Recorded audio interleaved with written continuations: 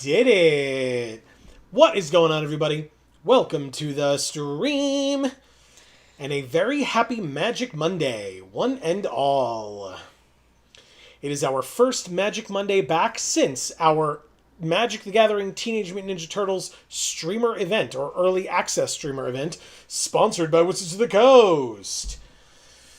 And yet, we are not playing Teenage Mutant Ninja Turtles, but I guess I will say, for those of you that may be new, whether you're watching live or on the VOD, what's going on, everybody? This is Joe. And Amy. We are Geek for All, and we are here, as we are every Monday, to play some Magic the Gathering here on Magic the Gathering Arena and on Magic Monday, and specifically tonight, we are going to be playing some Powered Cube Draft. This will be the last time that we'll be doing this, I guess, until just before Secrets of Strixhaven, so basically a month from now, which is really ridiculous, but we can talk about that some other time. For now, we've got free stuff, I guess. We've got River Wheel Sweep, an uncommon. We've got Cruel Administrator, an uncommon. And we've got Patchwork Beastie, an uncommon. Cute. Okay, so the season rankings, because now we are in March, and this is the first time that I am turning on Arena since March has started, despite the fact that today is the 2nd. I know, I'm slacking. We also got 500 gold and a pack of Lorwyn Eclipsed. We definitely needed more packs, so thank you. And another pack of Lorwyn Eclipsed and a Teenage Mutant Ninja Turtles Mastery Orb. I'll claim it. I guess I can refresh this. Haha! 3 750s. Hell yeah. All right. We can talk about this a little bit. Somebody asked about this a while ago. It says, thank you for playing at the Magic the Gathering pre-release. So because our Wizards account is linked to this Arena account as well, now, instead of them including Arena codes in pre-release kits and still only allowing you to use one per account, now you get a certain number of packs equivalent to the number of pre-releases that you did. And so it says, we hope you had fun at the pre-release and will join us again. We're excited for you to continue the fun here on MTG Arena in the meantime. Here are some packs to kick off even more great games. And then unclaimed items will be automatically granted upon message expiration, which will expire on March 10th. So just to give you a general idea of how long that lasts, right? This was sent to us on February 28th, apparently, which is very interesting because we played in a pre-release yesterday also. But that's fine. So it says that it will be automatically or deleted automatically on the 10th, and then unclaimed items will be automatically claimed. But if you actively claim it, you get to see what those items are. And so you can see I get... What? I said, I see. Yeah. And so you can see that we get 1, 2, 3, 4, 5, 6 packs that are, of course, only available to open starting March 3rd, which is tomorrow, because that is when the Teenage Mutant Ninja Turtles set releases on Arena. It's not available today, so I will claim those, but I will not be able to open them yet. But it at least answers some folks' questions, maybe, hopefully, about how that works. Checking the store. I mean, I guess there's lands. Yeah, from Ether Drift. Oh, and sleeves. Do we care about any of these 4 sleeves? Oh,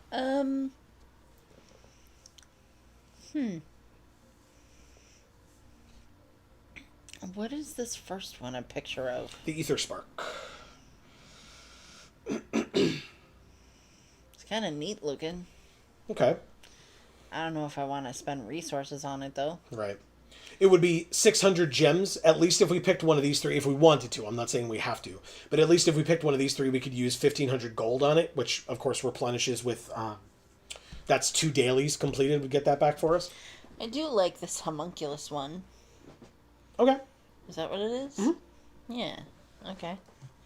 It's kind of neat. Yeah, his name is Vinwixt. That's right. Yeah, Vinwixt. Sorry. Yeah. So you want this one? Yeah. You got it. Okay. Easy enough. We won't set it as our default, but it's there. We also have some mastery stuff. So this is Lorwyn Eclipsed Mastery, I think, that this orb is prompting us to use. Yes. So what of these 4? This will be the last one. We will only get 1. And you said Sig last week, right? Yeah. I like Sig the best. Okay. I can't blame you there. So Sig it is. We will have this avatar available to us. Of course, if we really desperately wanted another one of these, similar to what we just saw with these sleeves, I'm sure that these would come back around at some point in the future. But I do like Marilyn as well. all right, well, hopefully they give us... But you like Sig more. And so Yeah. hopefully they give us the opportunity for Marilyn again in the future. But for now, we're going to take Sig with our 2 Mastery Orbs. He's There so we go. cool. Yeah, I agree. He's very cool. Okay, and that's it for now. And then, of course, we don't... Not now, but you and I can decide when we see what the companions look like and stuff like that, if we want to purchase the Mastery Pass for Teenage Mutant Ninja Turtles. Likely not. But, and in fact, I guess you can see it's Splinter Okay. is the main companion, but there are going to be other things as well, so... I like those sleeves a lot. The Mikey and Don one or whatever? The party with ones? like the neon music notes on Yeah. it. Yeah, it's pretty sick. Well, we will get to delve much more into that set starting next week when we are, officially in that world again after tomorrow when it comes out, I guess. But for now, we are here for Powered Cube. For folks that are unaware of how that works, we're going to play a draft.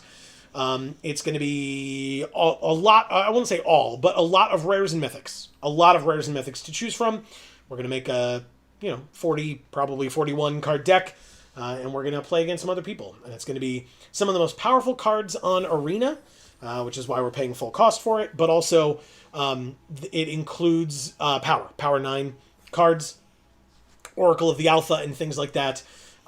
So we will see what, if any, cool stuff we open tonight, and then what kind of a fun, hopefully fun, deck we can make out of it. Yeah. And right now we are Xander from the Maestros as our avatar. Okay. Well, I've heard Minsk and Boo is very good in the cube. Like, very good, especially with Mana Dorks, right? Because it gets you, you can play this on turn 3 or turn 2. Okay. So that'd be pretty cool. You know me, I'm all about picking the Gruul cards. There's also Cruxa, of course, is incredible. When it enters or attacks, each opponent discards a card, and then if they didn't discard a non-land, they lose 3 life. Somebody's hungry. Yes. Yes, they are. Kaito, Bane of Nightmares, is pretty cool. Cares about ninjas, which includes himself, because he is a ninja on your turn. There's Cosmogrand Zenith. Whenever you cast your second spell each turn, choose one, and so she can do a couple of different things. I think Minsk and Boo is pretty great. So Minsk and Boo, when it enters and at the beginning of your upkeep, you can create Boo, a legendary 1/1 hamster with trample and haste. So basically, if and when Boo dies at the beginning of your turn, you get Boo back. But for +1, put 3 +1/+1 counters on up to 1 target creature with trample or haste. So it's probably going to go on Boo, but it could go on something else if you have other things with trample or haste. And so then Boo can become a 4/4.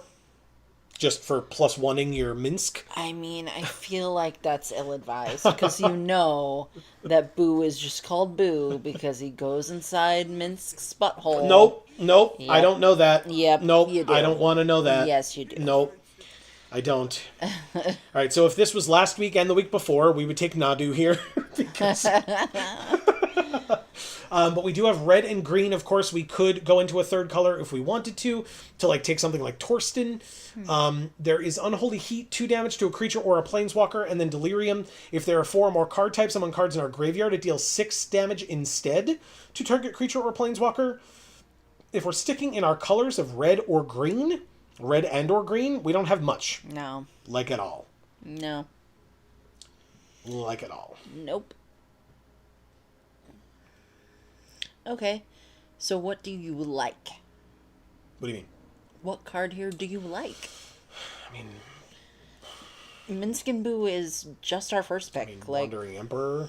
Okay. Card's incredible. Persist isn't bad. Return a legendary creature from your graveyard to the battlefield with a -1/-1 counter on it for 2. Alright. So yeah. Right now we're 3 colors, but we've only picked 2 cards. Yeah. So, whatever. Yeah. Nurieliap. I would say Nurielap, but... Yeah. Jesus. If I was a human being who talked. That's what I would have said as well. Wow. But rest assured, I'm not.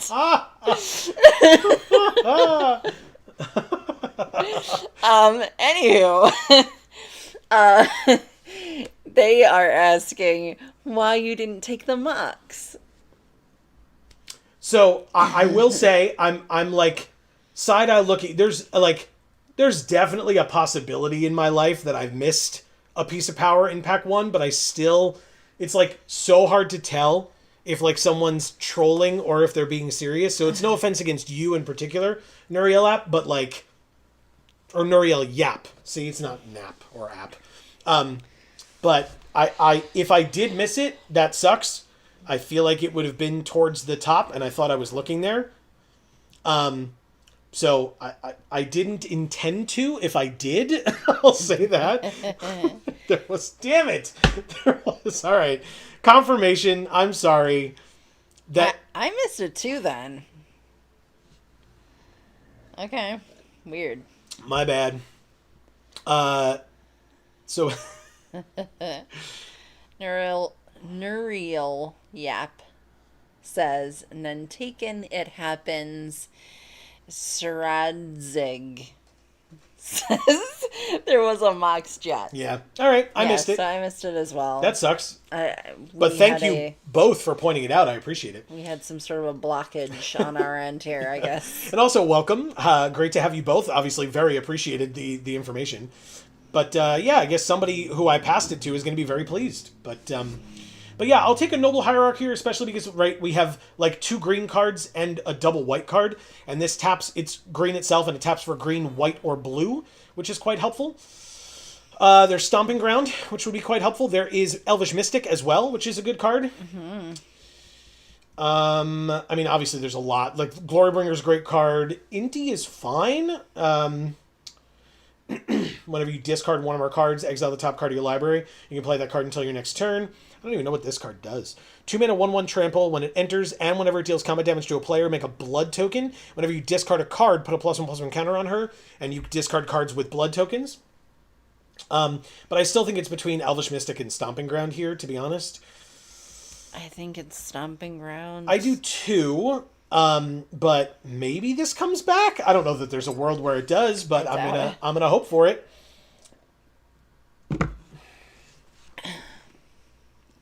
I'm gonna hope for it. But yeah, I mean, we could easily be in these 3 colors. That's not a problem at all. Okay, I mean, speaking of which, there you go. that's all 3 of the colors. Of course, there's a white card, a green card, a red card, like a green card, a green card. Like, this whole pack is cards we could play minus Fatal Push. Wow.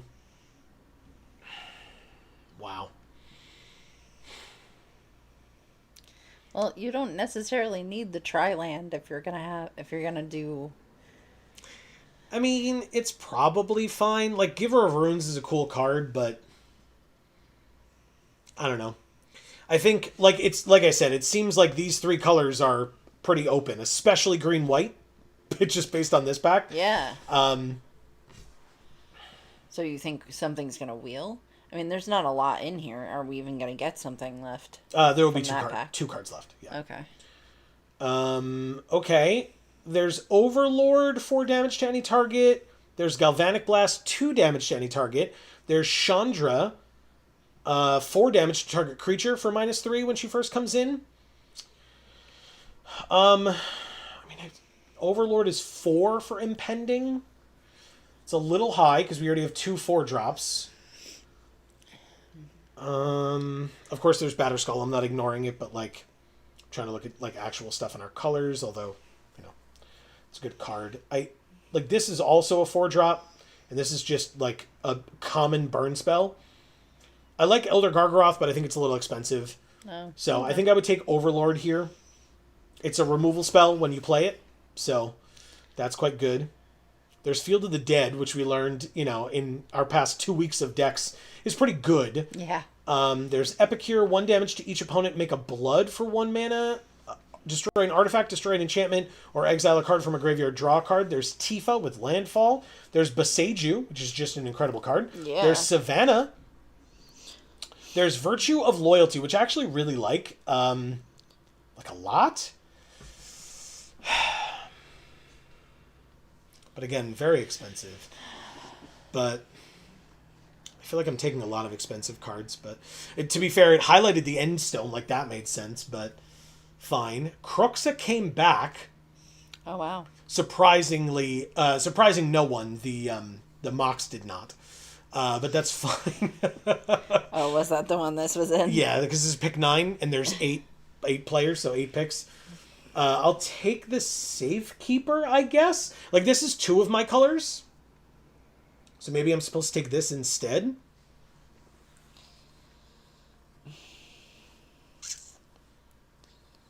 Yeah, I guess I'll take the land. Just to be on the safe side. Touch the Spirit Realm is actually a very good card. Mana Tithe, of course, is 2. Unholy Heat, 2 damage or 6 damage with Delirium. I don't know if I'm going to be getting to Delirium necessarily.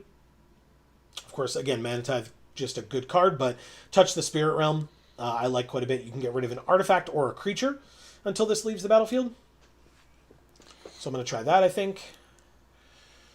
Well, either of these lands are good for us. Territorial Kavu Domain would be a 3/3 at best, and whenever it attacks, we discard a card to draw a card or exile a card from a graveyard. Surveil 1 or Surveil, these are the same land, but we need the red as a splash, so we'll do that. Okay, I mean, clearly our colors are the right ones, it seems. Do I get my Ajani friend here? Or do I get Peacekeeper? They're both 3 drops, but this makes a creature. I'll take a Johnny, that's fine. I'm okay with that. Glorybringer came back. Biza. Damn. I mean, I'm definitely in the right colors. That's clear. Is that good? Remains to be seen, yeah. I suppose. Sure. I'll take Eladamri. I was kind of considering it earlier. Yeah. Mind Collapse, 5 damage to a creature or planeswalker, and we could sack a mountain rather than paying its mana cost. This pack has not much. I mean, obviously, cards like Gristlebrand are insane, but not. I'm talking about for this deck, right? There's Worldspine Worm, but we just talked about having too many expensive things, and I would be considering taking an 11 drop. And by I would be considering, I mean I'm not really considering. When it enters, up to 1 target player puts all cards from their graveyard on the bottom of their library in a random order for Endurance. I mean, I guess I take that one. I'm not in love with that card. Oliphant is mountain cycling. There's Explore. There's Eternal Witness. It's a pretty good one. Return any card from our graveyard to our hand.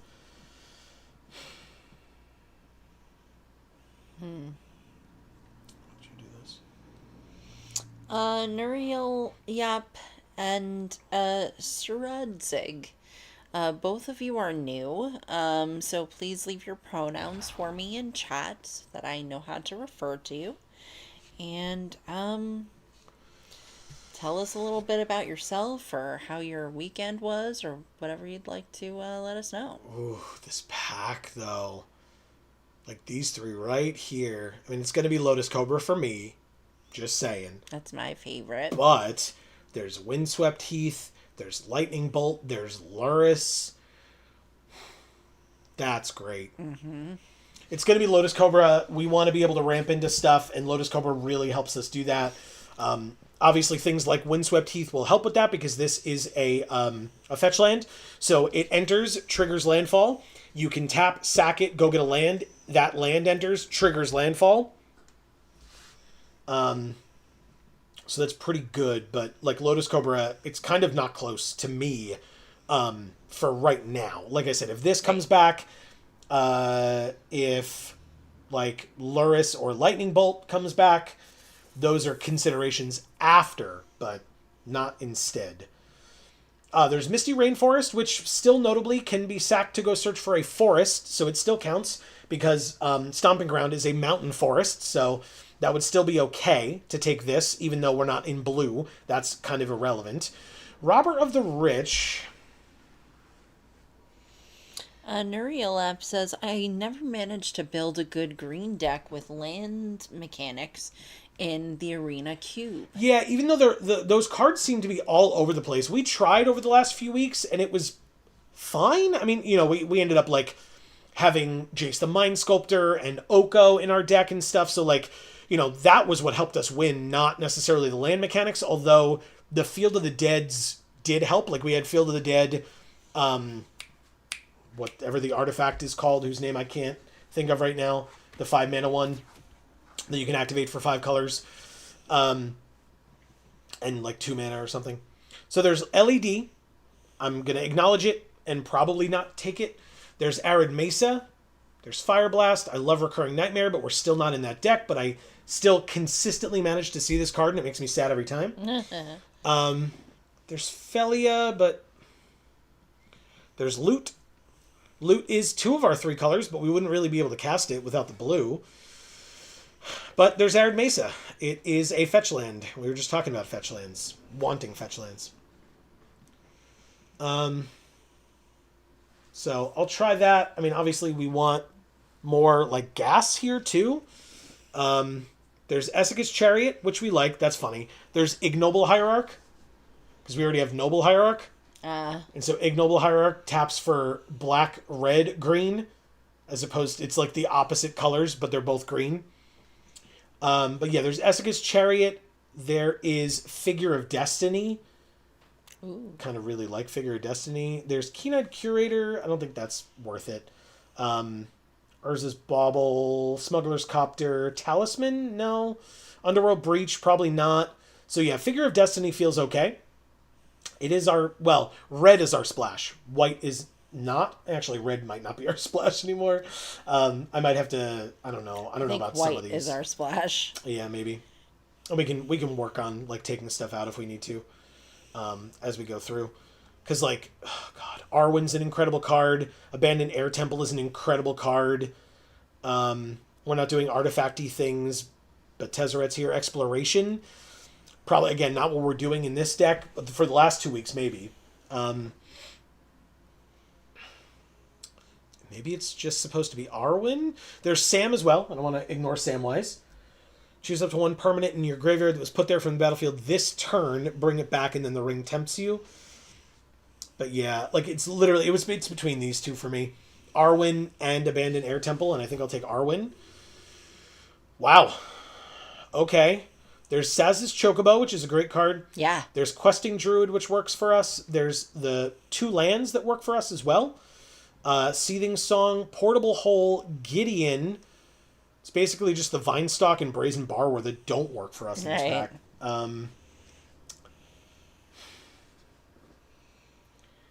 Does the Chocobo make sense early? Or do we just take Gideon because he's Gideon? But the Chocobo's so good. It's very good. Figure of Fable, along with Figure of Destiny, right? We took Figure of Destiny. Yeah, we did. Okay. Sure. I mean, I'm not going to complain about that. There's the Verge as well, and there's the Relic. Yeah.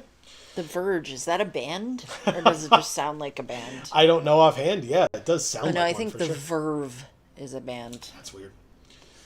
Which is close to Verge, so I guess that's why I thought that initially, but... Maybe.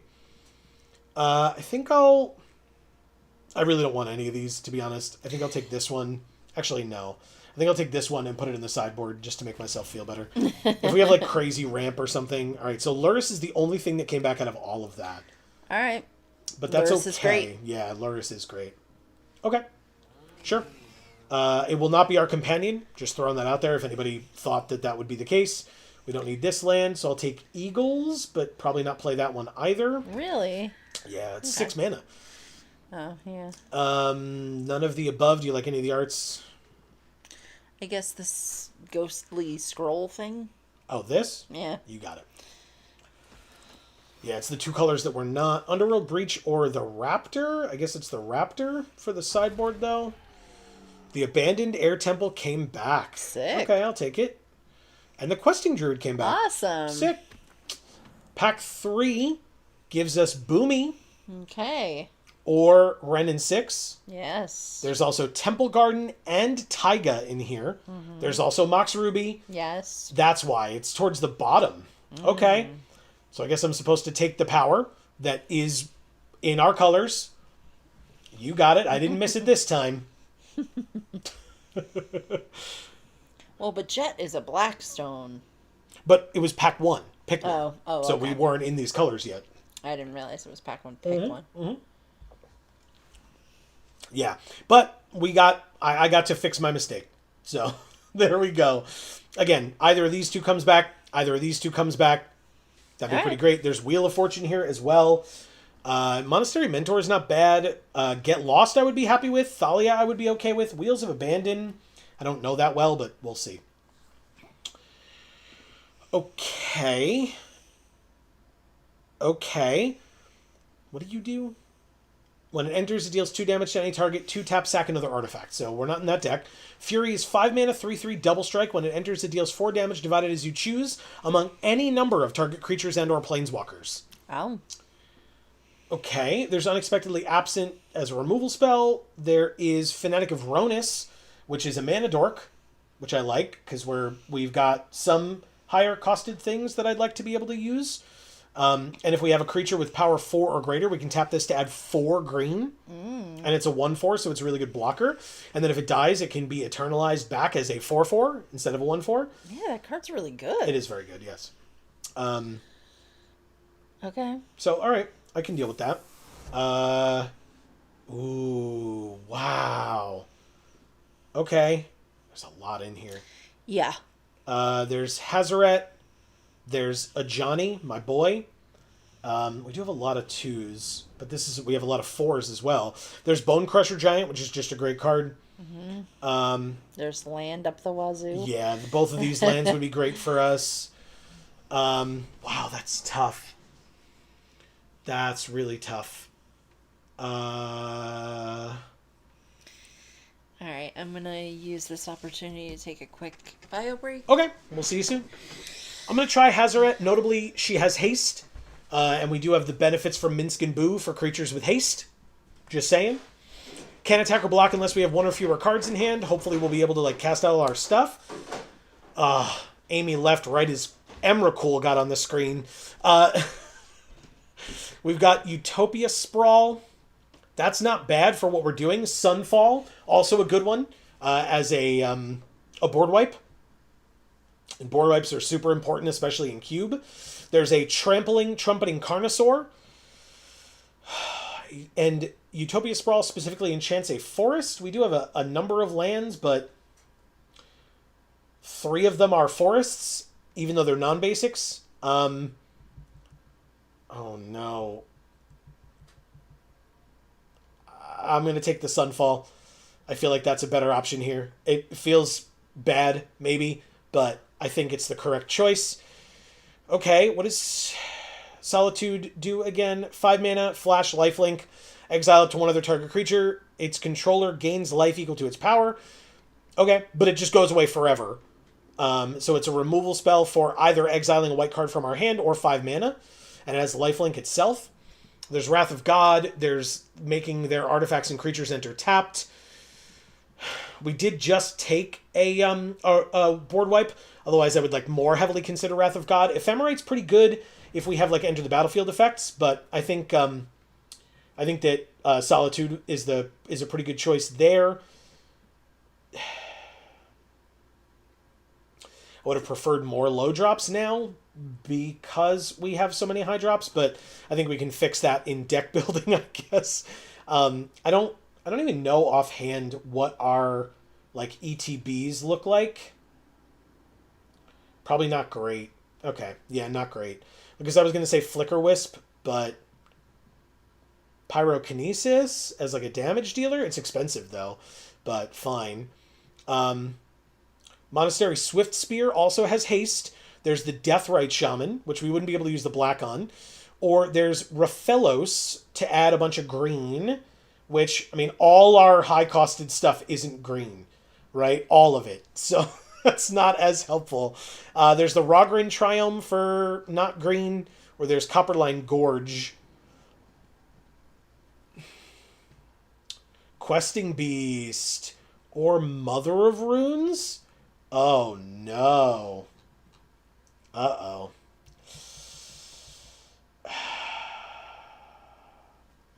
Oh no. There's also Lightning Helix. Oh god. I think Questing Beast is great. So I'm going to try that. Both Boomy. Oh my god. This corner right here, but also thought, wow, okay. I mean, wow. I don't know if we have enough lands here, but I think we do. So I think I'm okay with taking Boomy. Boomy feels awesome. Xander's Lounge is only one of our colors. Unexpectedly Absent is removal. Fury deals 4 damage divided as we choose. I don't like that one for sure. But yeah, we can take a removal spell and Unexpectedly Absent. Okay. I mean, the Sunbillow Verge is here too. I don't mind a Demi, but I think Bone Crusher Giant is great. I would love to take that card. March of Otherworldly Light or Utopia Sprawl. I literally almost took this earlier. I guess it's supposed to be Utopia Sprawl. I guess it's Ephemerate. Take Grist. And last pick, Stadium Headliner is probably in the sideboard. And then as we go to make cuts, we literally talked about already the fact that our Enter the Battlefield effects aren't really much of a thing. Sorry about the noise. So I think we're going to cut Ephemerate first, right? Let's go like this to look at our deck properly. Can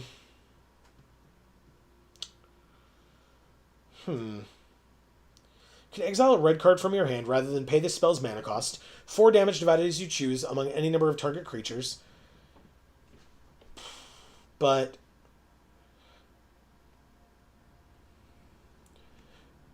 I think if we cut Pyrokinesis, so this could cost 4, so we'll put that there.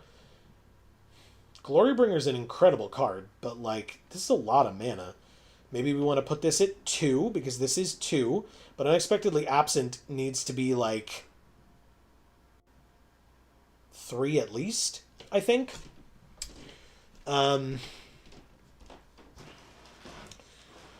Let's see what Eladamri does. We can tap 2 untapped creatures we control to reveal a card from our hand or the top card of our library, because we can look at the top card of our library at any time. If we reveal a creature card this way, it goes onto the battlefield only during our turn. So the best 3 things that we could get would be these. Of course, any of these would be fine. But Eladamri already costs 3. So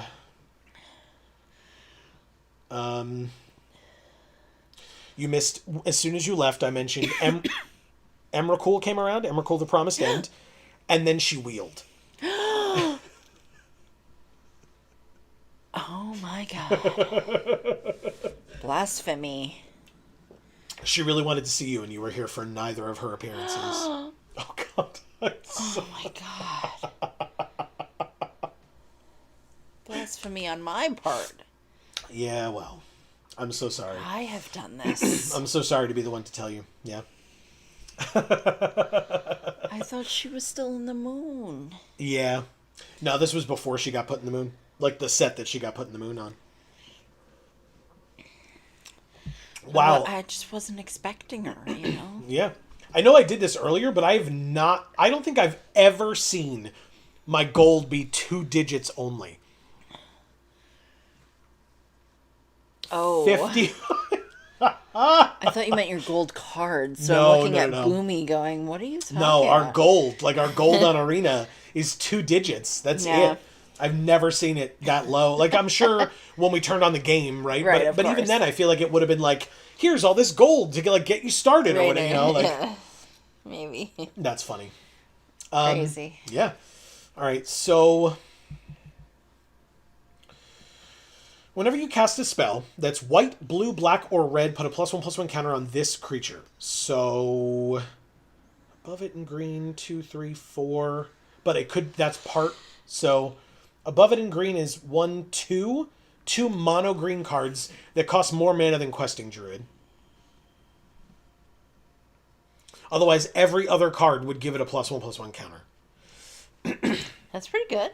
Yeah, I think so. Okay. The issue, I guess, they tried to fix it that way, but the issue is late game, this card is garbage, right?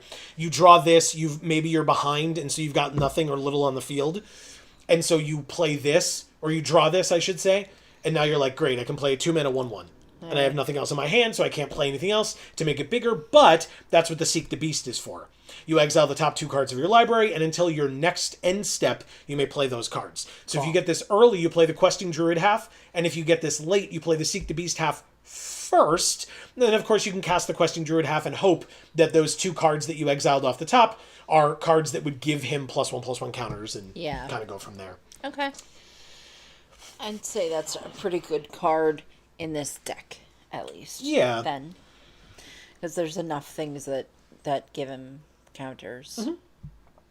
I think, oh man, I don't know how I feel about Mind Collapse. 4 mana, instant, 5 damage to a creature or a planeswalker.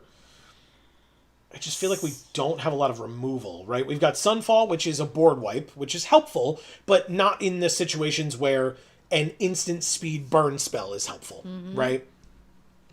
Because board wipes are helpful when you're like so far behind that you're like, all right, let's reset this and start over. Whereas Mind Collapse is like, we need to get rid of their one threat, and then we can get in with our Figure of Fable that's just not quite big enough right now or whatever. And so we Mind Collapse, kill that one thing, and then can get in and do whatever we've got to do. That's rough. Because we got to make like a lot more cuts.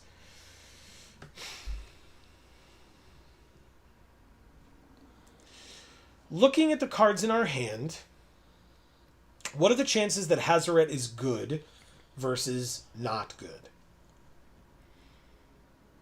She can't attack or block unless we have 1 or fewer cards in our hand.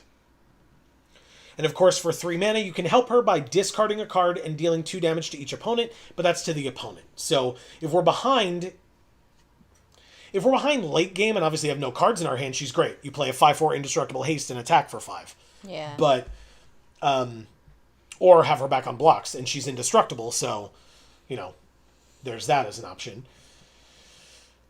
Is Solitude not good enough?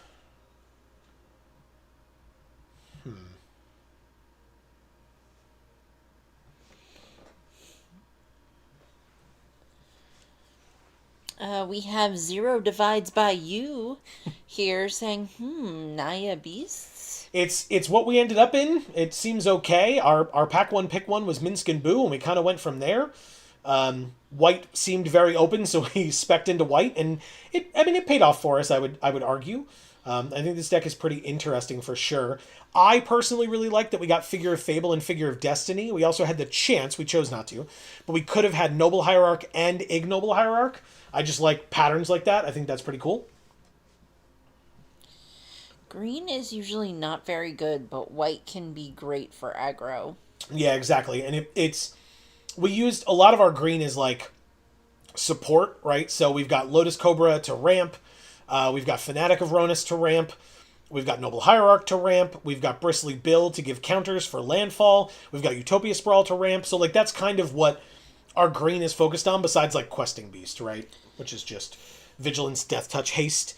That sounds good. I mean, and you know what? Like incidentally, we really didn't like prioritize picking it, but with Minsk and Boo being able to target things with Trample or Haste, like this has Trample, this has Haste, this hold on, this has Haste, this has Haste. wow. Like we've got like incidental stuff that just works for that, which is really nice. We got Luris, which is cool. So yeah, I mean it's a lot of our higher end stuff, of course, but Robber of the Rich has Haste.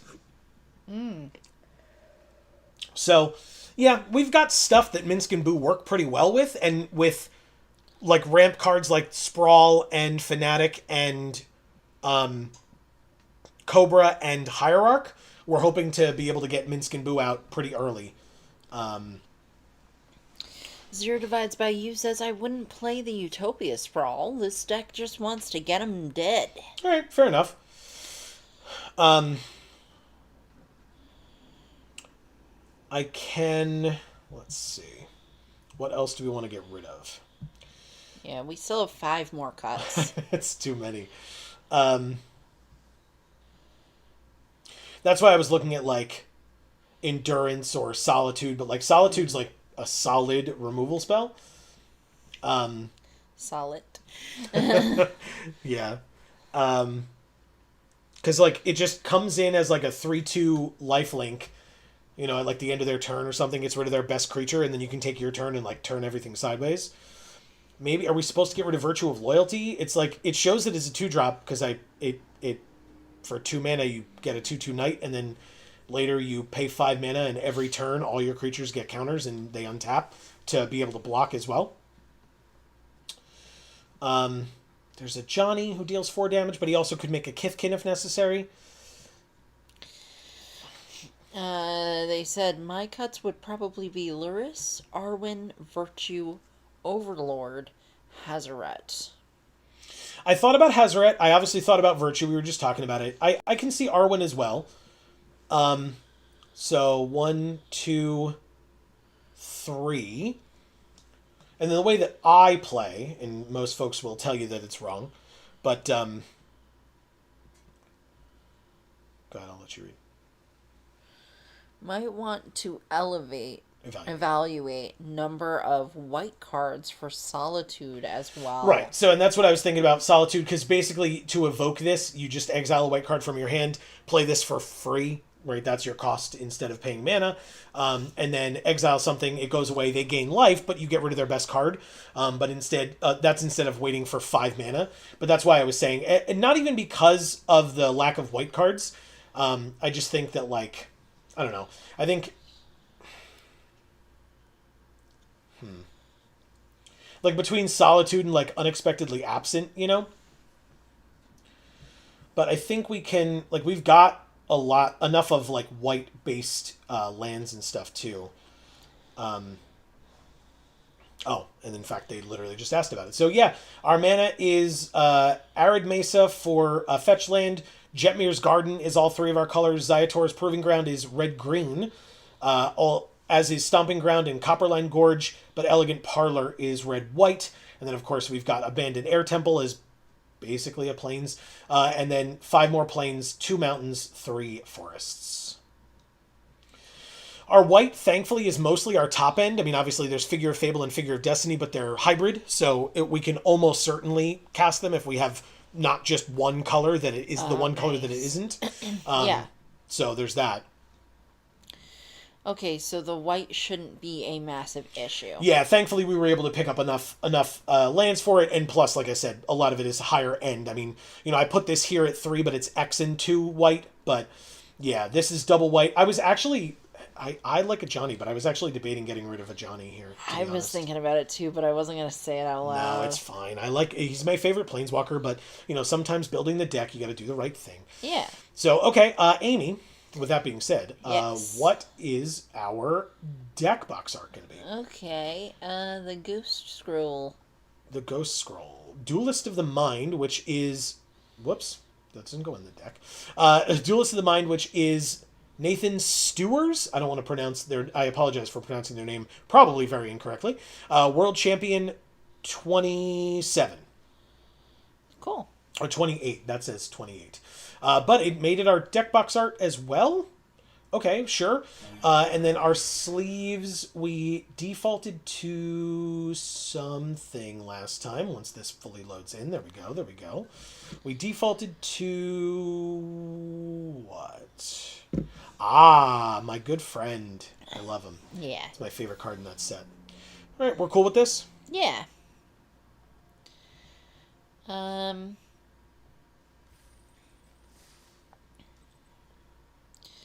Zero Divide by You says, I don't think if we're casting Sunfall, we're likely to be winning that game anyway. LOL. Yeah, I mean, the nice thing, the only beneficial thing is, like, if we're doing it, maybe we're doing it, like, starting on turn 3, we know we're going to cast it on, like, turn 5, so we don't put a lot of resources on the board, kind of take our medicine, and then, like, hopefully they overcommit and we wipe it out, but that's kind of the best case scenario for that card, I feel like.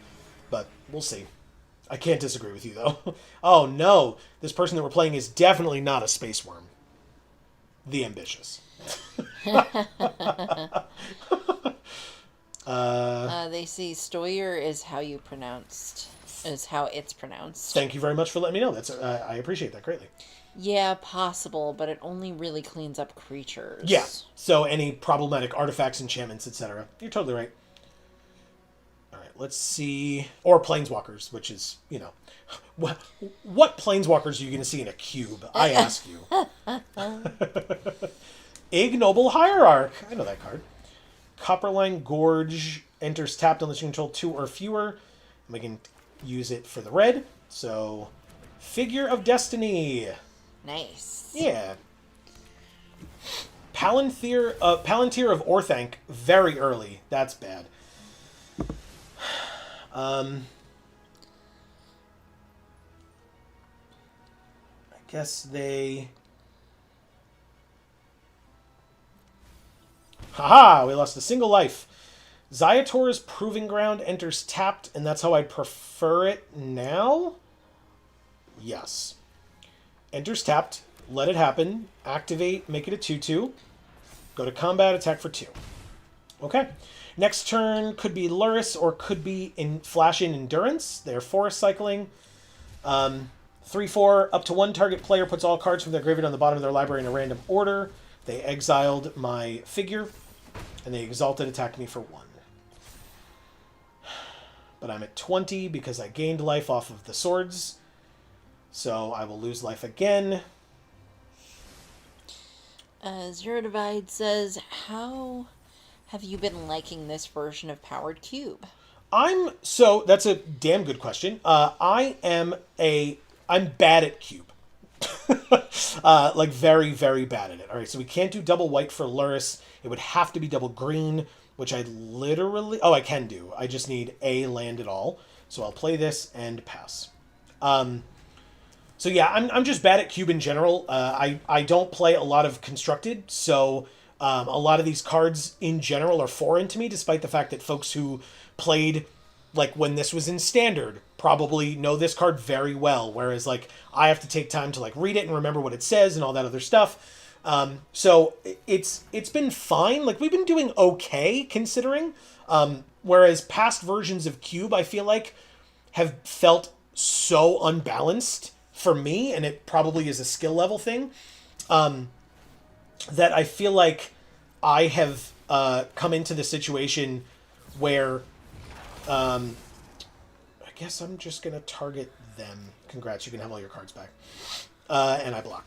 But I guess, like, maybe I'm learning, and that's the situation, but it always felt like the people that I was playing were just so far ahead of me that, like, I'm at 19. I'm going to do it. Okay. So yeah, it felt like they were so far ahead that, like, there was really not much I could do to support like actually winning games, because it just felt like they were so far ahead that there was no way that I could do anything. I could deal 2 damage to this thing. Do I care? Sure. Oh, if it's attached. So, combat, attack for 3. I assume they just block. They don't? Okay, cool. Pass then. Zero says, I really want the splice onto arcane cards for Storm, but I understand the programming difficulties of those. Sure, that's fair. Pass to the end step for Palantir. That's fine.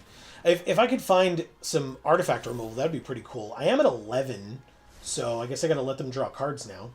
Congrats, you draw a card. Before my turn, I guess I'll kill your Nantuko. Or try to. It worked. Okay, I drew Overlord. Okay, so I could literally play Overlord next turn. So I might as well Once range, you cast a permanent spell. So I wouldn't be able to get lands back. It deals 4 damage to any target. So I guess I go to combat, attack for 3. I assume they block. But they don't again. Okay. Let's see. Zero says, I really want to splice onto arcane cards. You said that already. Oh, But yeah, so that is for Storm, and yeah, because otherwise I think Storm, especially with the arena like timer, you'd have to be like very good, and I'm not saying you're not. I just mean like players in general. It would get a little difficult, I feel like, but yes, like you said, programming stuff would make it difficult for sure. I mostly play limited as well, but I have been playing for well over a decade, and I'm pretty used to all these cards already. Yeah. I would just get Luris Recur going. Okay. Lifelink could help a lot. Yeah. Yeah, the rope can certainly be a challenge for Storm too. Yeah. Haha. Yeah.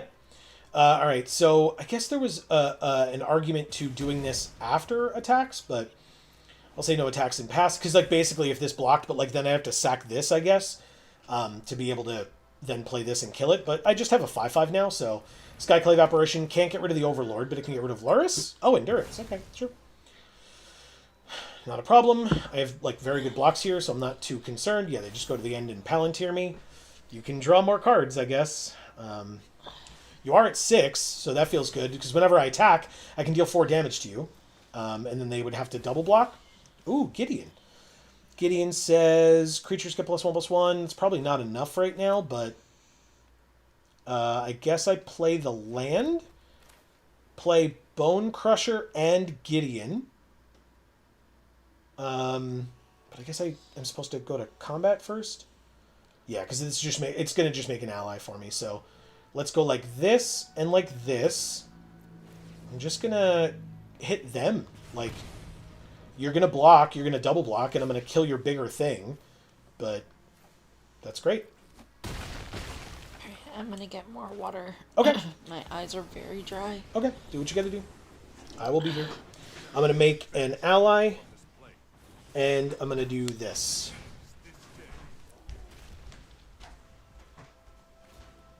Thalia. Non-creature spells cost more. Okay. Well, if I draw one, I'll let you know. Let's say draw a card. Congrats. We drew Sunfall. Okay. Let's make Gideon a 5/5. Does that make sense? Hold on. 4 attackers. They have 4 blockers. I mean, they could like use Thalia to kill Luris. They could trade with the 2/2. They could chump the 4/3 and chump Gideon. I think we're still in a great position. Oh, because... Okay. Yeah, I guess you're right, because Gideon's indestructible. Oh, but it's exile all creatures, and I made him a creature first. My bad. You're right. Alright, well, we can still do it next turn. But yeah, that's on me. Exile. Yeah, because it exiles, but it's creatures, so I just shouldn't have activated Gideon first. That's on me. But these blocks are great for us. All of their... No, Thalia is the only one not dying. Yep, whoops, yeah. I didn't do Hi, C. Holland. C. Holland's here saying, hey with a wave. Sorry, been helping someone on an idle game. That's all good. How was that for you? And also, welcome. Great to see you. Yeah. And how are you as a person as well? Okay, so they could... Ooh, He's okay. a terrible person. Thanks for asking. I'm obviously kidding, C. Holland. So actually, yeah, I guess we got it, right? We let them draw the card. They only have 1 mana open. It's Temple Garden. But then we implement the plan. We Sunfall. Opponent draws card. We Sunfall. We Gideon in that order. And we win. So. Okay.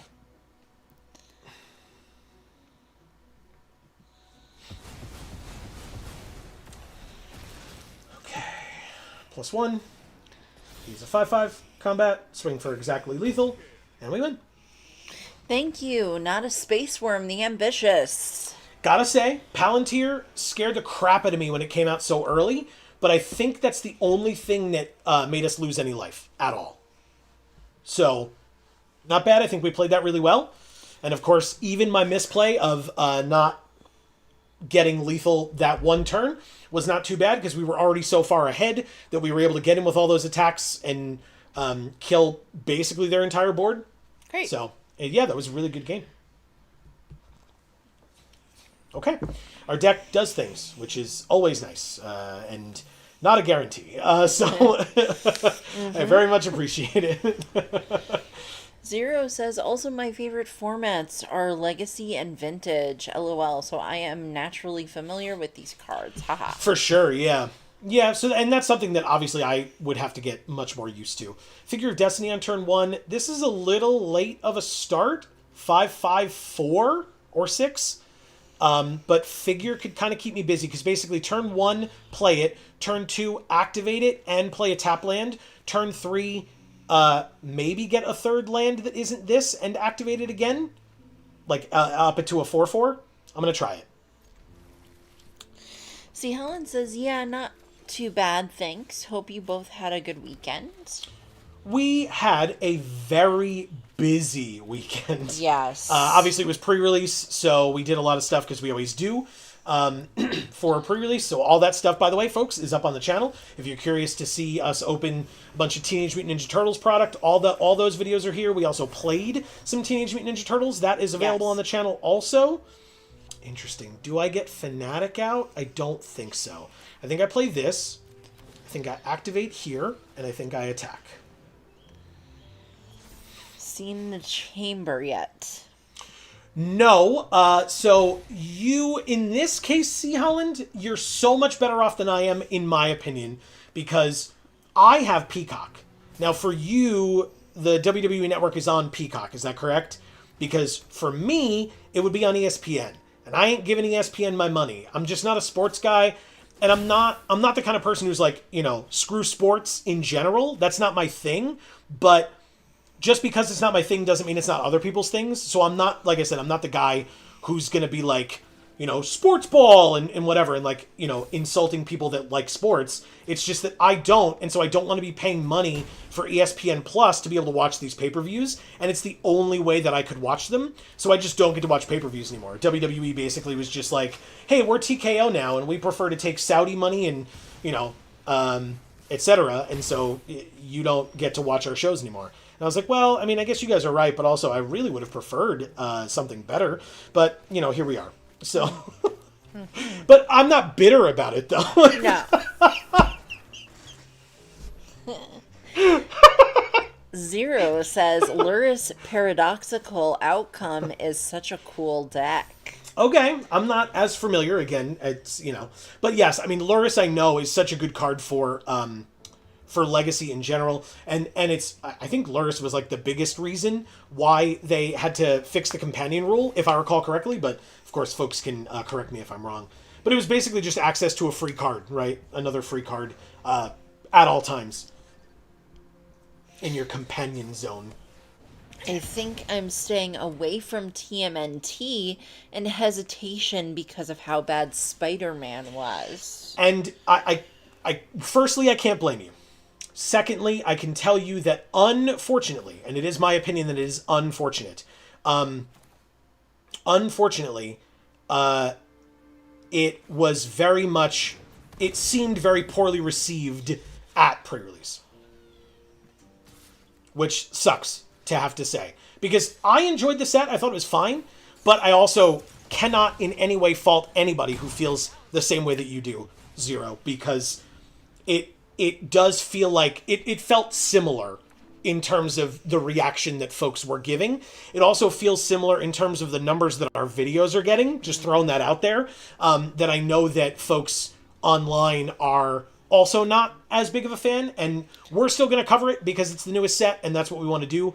But like I said, the numbers feel indicative of that distaste. Yeah. They really, really do. Well, I mean, we're being bombarded by sets. Yep. I mean, it's just fatigue And then before you can recover from the first fatigue, you get more fatigue. Yep. It's insane. Yeah.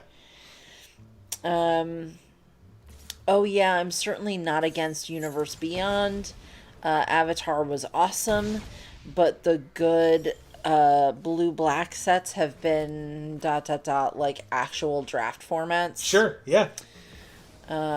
See, Holland says Netflix, not Oh. bitter, right, lol. Yeah, it just sucks, man. Like, this is something that I really enjoy, and just I can't financially justify it at all. I mean, and this is for me personally / us personally. Like, I struggled so hard to decide to pay for Disney Plus, Yeah. and yet I'm like one of the biggest Marvel fans I know.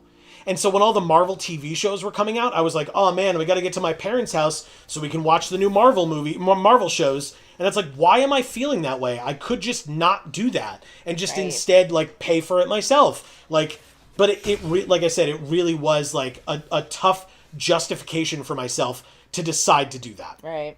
And that really sucked to be at that point,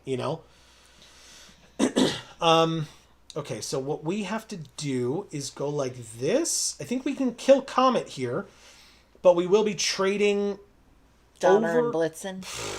We'll be trading Overlord or Glorybringer and killing Gideon, and that feels bad. What do I go and get? We're down... well, I guess we just get the Triland then. Zero says, yeah, definitely kill Comet if you can. Yeah, I mean, I can. It's just... Actually, I can do it without this, right? You just attack, they trade with Overlord? Oh, actually, no, never mind. We can do this. I'm an idiot. Go like this. Exert. Target Comet. Overlord attacks them. 2 attackers. But the 4 damage goes here, and the 4 damage goes there. We just kill it. Never mind. There's hair in my mouth. There's a 2/2 flyer, but... So you can save Comet, actually. They can chump Glorybringer and save Comet because I didn't double attack Comet because I forgot that that's what Detectives Phoenix did. That's on me. But also, I think it's still fine. They're at 11. Do they want to go to 6 to save Comet? Or do they want to stay at 11 and lose Comet? Those are their... Or I guess just leave their creature on the field. They're also empty-handed. So this is all great. Yeah, okay. So they saved Comet, which sucks a little bit on our end. But... they'd have to roll a die to do some things. So let's go with... Is it Gideon make an ally, I guess? Or is it Boomy... Or does it make a 4/4? And tap to add 1,000,000 mana? I think it's Gideon. We learned Gideon's pretty good. And by we learned, I mean I knew it. That's why I picked him. But... It's fine, it's fine, everything's fine. Comet immediately gets a 4 damage equal to the number of loyalty counters on him to a creature or player, and he has 4, so they can kill Glorybringer? Zero says, vintage paradoxical outcome decks use cheap or free artifacts to float mana, return them to the hand to draw a card for each returned. Nice. And play them all again for more mana. It's a sweet combo deck. Okay, yeah, it sounds sweet. Mocan is here saying, finally, YouTube finally decided to let me know you were live once again. Nice. It's been a while. Yes, it has. It's Well, great it to see sounds you. like you need to ring that bell there, Mocan. Just saying. All right, so Detectives Phoenix can't come in with haste or anything, but they could have played it, right? Or did they need... What do they need? Collect Evidence 6, which is exile cards with total mana value 6 or greater from your graveyard, which they could have done, but they chose not to. So I don't know what's in their hand or why they wouldn't have done that to keep themselves alive. So... Oh, I guess it wouldn't have, because this just would have straight died to this thing. I guess I... He says, that's the thing. I have. Huh. Good old YouTube. All right. Good to know. Algorithm bullshit, I suppose. I guess. Well, thanks for letting us know that, Mocan. And Yeah. I'm sorry you've missed so many of our streams. Me too. But we're here on Arena every Monday, and we're currently streaming Fallout Friday. So Yeah, on Fridays, 8 p.m. So just to give folks an idea, because I know Mocan, you're in the in England, yes? Or so right now it is 9 p.m. for us. It's like 9:06. We started streaming an hour ago, and that is when we stream every Monday. So just to give, because like if I say 8 p.m. Eastern, like if people have to like look that up online to see like what that translates to, that translates to an hour ago. Every Monday is when we typically start. yeah. The other thing that folks can do, by the way, if you want, and this is not just to like get you to come to all of our stuff, but like we have the Discord. That's linked down below, and that updates whenever a video goes live as well. The Magic the Gathering channel on the Discord lets you know whenever we go live and or post a video on this channel. So that's another way of getting that done. I'm going to try this. It seems like they have to have something, but I'm just going to keep these two things in hand and see. And plus this, like we still have a lot of stuff going on, and they have literally one card. But also Mocan helped out. He says Phoenix can only bestow from grave. They have no creatures. Okay, so it's not coming back like as a creature that can only bestow. You can cast this card from your graveyard using its bestow ability. Got it. And so bestow would mean it comes back as an enchant creature, so it would still have to target a creature, and they don't have any. Oh. Because I was wondering why they didn't do it, and it felt like that was them like having some sort of a trick with this one card.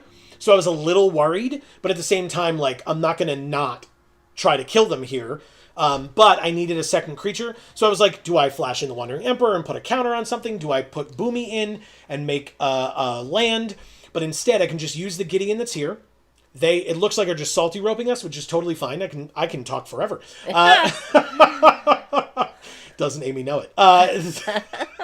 But so I can use the Gideon plus the Overlord to attack them for 10, but also still attack Cosmo Cosmo. Sorry, that's from Guardians of the Galaxy. Marvel fan. But I can attack Comet for 2 to also kill Comet in case they have like gain 5 life or something like that as this card. So we'll go like that. We'll go like this. I love how it ropes us like we did something wrong. Choose any target? Did I did not remember that that's how that worked. I am a fool. All right, well, anyway, we win. Okay. Thank you, Pack 2 or PK2. Yeah, for some reason, I guess I thought that it was like Glorybringer, because Glorybringer says creature only, non-dragon creature, in fact, specifically. Oh. Boiler Build just says any target, which is also just insane. 4 damage to any target. So we could have just, on our own, used this to kill Comet. Wow. Anyway, we win.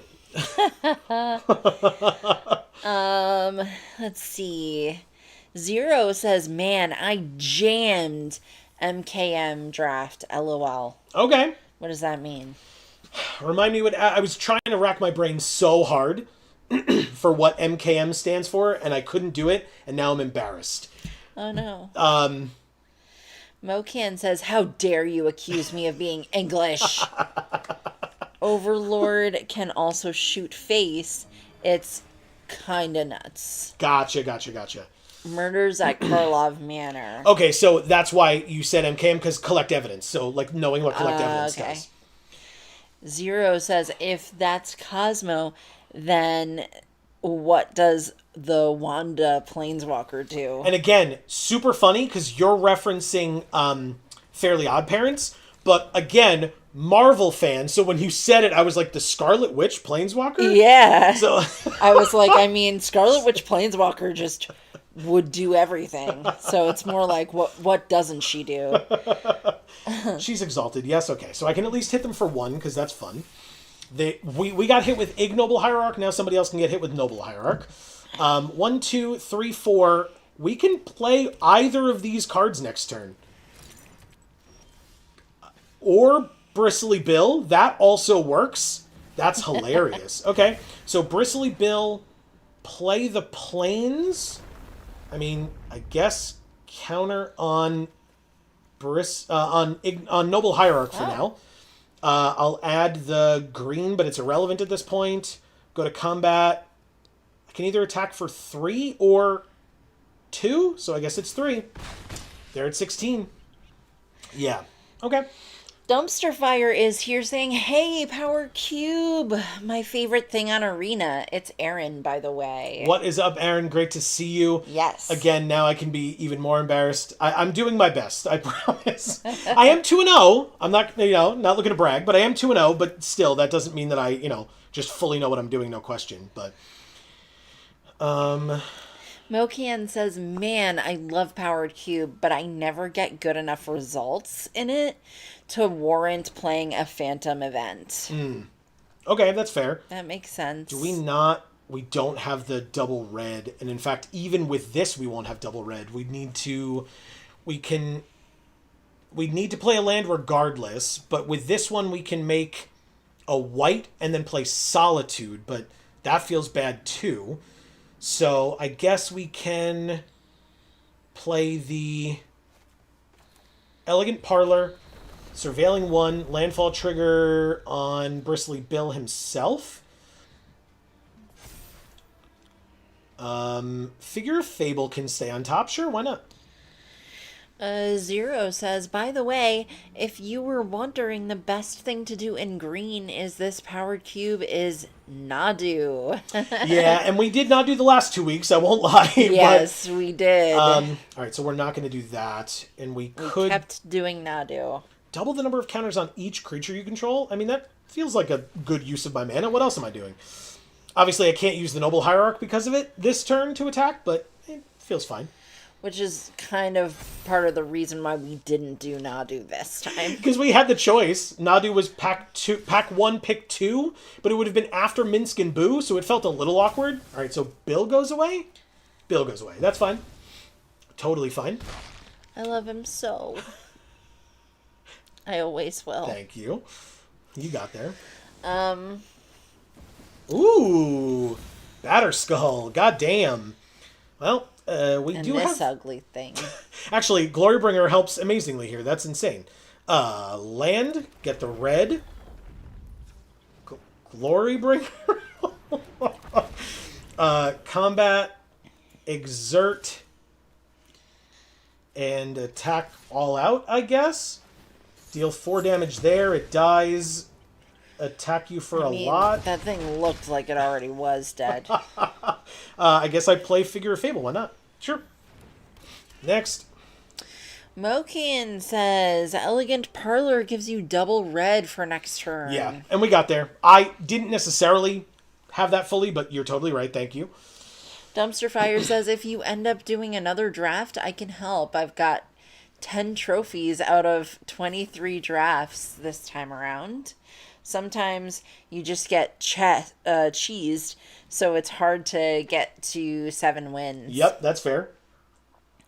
"It would have been better to use your abandoned air temple and then use Bill with the following turn." I like that. See? That's what I'm saying. I'm doing my best, but I like that. All right, so they untapped a bunch. They discarded 2 lands after drawing a bunch of cards. Okay. Drawing 2 cards, excuse me. But I mean, they have 3 cards in hand. Like, one of those cards can, if it's a creature, can go away. But, like, we have Exalted, and, like, we could just put a bunch into this. We can only Exalt it to 5, though. Right, because we won't have enough mana to do all 3 abilities, because the last one costs 6. And so even with these 2, well, I guess if we draw a land. If we draw an untapped land, 1, 2, 3, 4, 5, 6, 7, 8. That's not enough, but that's fine. Destroy up to 1 target artifact or enchantment. Those don't exist on the field right now, so that's fine. They kept highlighting Figure of Fable for some reason, which that is neither of those things. That's fine. We drew a land. Okay. But still, like I said, not enough. We could Solitude. I think we even just hold the land, but like we could just put counters on everything, like Aaron was mentioning. But that would mean that we would only be able to pump this up to a 2/3. So then we just wouldn't be able to attack with Lotus Cobra, but everything else could get in. We obviously don't know what they have in their hand, but we could try. Figure of Fable. Zero says I pretty much don't end up in green without Nadu, plus Lightning Greaves. I'm. To be fair, the token is a germ. Right. Yeah, that's true. Alright, so... combat with these two 3/4s. Oh, are we just like on board? They're just dead if I do this, so I gotta try it. Gotta try it. Okay, Leyline Binding is fine, so they can like kill Lotus Cobra and get rid of Figure of Fable or Noble Hierarch, but that's fine. But they still lose their only creature. They have one card in hand. We have Solitude, so if they play one blocker, we can get rid of it. And we have Glorybringer that can deal 4 damage to a creature when it attacks next turn as a 5/5 flyer. So, and one of those two is a land, so we're fine now. I think. I mean, it's cube, so, you know, I guess there's like board wipes, but they would, I assume they would have snapped it off. It's Jace the Mind Sculptor! Ah. Which they draw 3. Do they brainstorm? 3 mana open? They do brainstorm. Okay.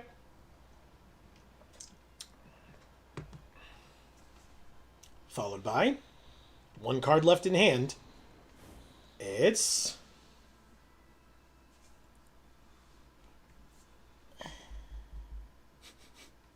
passing their turn. Okay.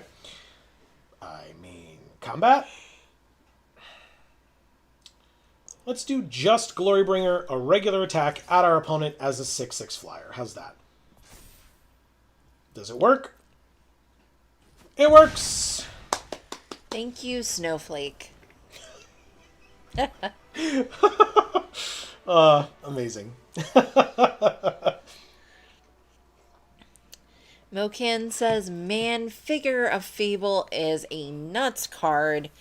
Had it as my pre-release promo at the ECL pre-release. Lauren Eclipsed. That's awesome. That's very cool. Dumpster Fire says the best green deck in this cube is probably Lands combo with Ice Till Explorer. But having Nadu combo or Natural Order combo is also helpful. Draw 3 into balance, probably the only out that they have now. Yeah. Good. And I'm glad that they didn't have that. But they did try their best, and I know I've done that many times. You try your best to play to your outs, and if it doesn't work, it doesn't work. But let's see. They found somebody for us. It's Berberino, Timeless Witness. This hand feels bad. Oh, man. It feels like... Yeah, I was like, at least we could play Endurance, because it's only 3 mana. No, it's double green. Where's the green? Mulligan. It's in your deck. Actually, now we can... That's hilarious. We can just start with Figure of Destiny and Figure of Fable on the same turn with Mox Ruby. That sounds good. Keep, and I guess ditch Boomy? Sorry, buddy. Mox Ruby.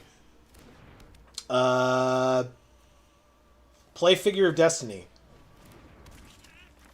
I guess it's planes because it works for both. Play Figure of Fable. So dumb. Oh my god. Okay. They play Bloodstained Mire and pass because it's a fetch land. Okay, I'll look at their sleeves. Yeah. Copperline Gorge enters tapped unless you control 2 or fewer. I could play it this turn or next turn, but it works either way. So, activate. Activate. 2/2 and a 2/3. Attack for 4 on turn 2. Feels okay. Zero says Ice Till is good if you have stuff like Wasteland or Strip Mine. Titania plus Zuron Orb is a nice little combo too. All the other lands stuff, unfortunately, doesn't really work. So they surveil one. I don't know why I said we surveil one. That's not our card. And they they put the land into the graveyard. And then we passed to the end of our turn while they did stuff. So that's all fine. But they did. It was funny. They used the fetch land to go get a land, which they then used to get rid of a land. Okay. Lands in their graveyard obviously could be what they're trying to do. They draw a card. Alright, so now they have a Flying Death Toucher to kill either of our creatures. We didn't draw anything that would help us get out of that situation at all, but we could just hold a turn and play Solitude next turn. So, pass. See if they want to, attack us. I assume not, while they're at 15 and we're at 20, but...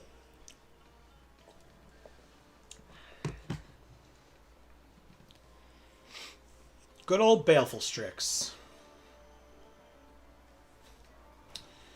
Thundertrap Trainer. Look at the top 4. They didn't offspring it because they didn't have the mana. They can reveal a non-creature, non-land from among them, put it into their hand, and the rest in the bottom. So they get, out of the top 4, they get Flash. You can put a creature from your hand onto the battlefield. If you do, sack it unless you pay its mana cost reduced by 2. Pass to attackers.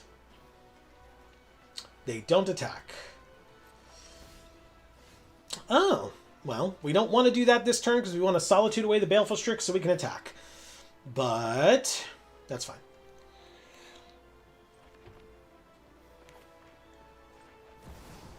Okay. Solitude.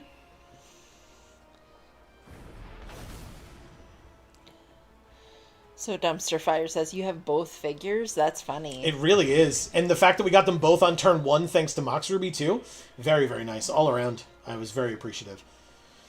Alberto Alvear says, hello guys, nice to see you streaming still. How are you doing? It's me, Elfo. So nice to see you, Elfo. It's incredible to see you. Yeah. Somehow YouTube changed my name. Haha. Well, we're glad to have you back regardless. Yeah. All right, so they vampiric tutored and lost 2 life in the process. But yes, Elfo, let us know how you're doing. It's great, great to have you back. Fill us in on your life. It's been forever, dude. Yeah, we thought that it was cool to see, and it still is, don't get me wrong, but, we thought that it had been a long time since we saw Mocan. Right. Oh, what? Oh, okay. Oh, okay. Okay. Whenever this creature or another creature you control with power 4 or greater enters, you gain 3 life and draw a card. When it dies, if it's not a token, create a token that's a copy of it except it's an artifact. Okay. And they played a Mox Sapphire. So they flashed in this. I guess that's what they got with Vampiric Tutor. Then they animate dead on the other one. Or on the one in the graveyard. And then they draw a card and gain 3. That's crazy. Wow. Good for you. That sucks. Okay. You know what I realized? What?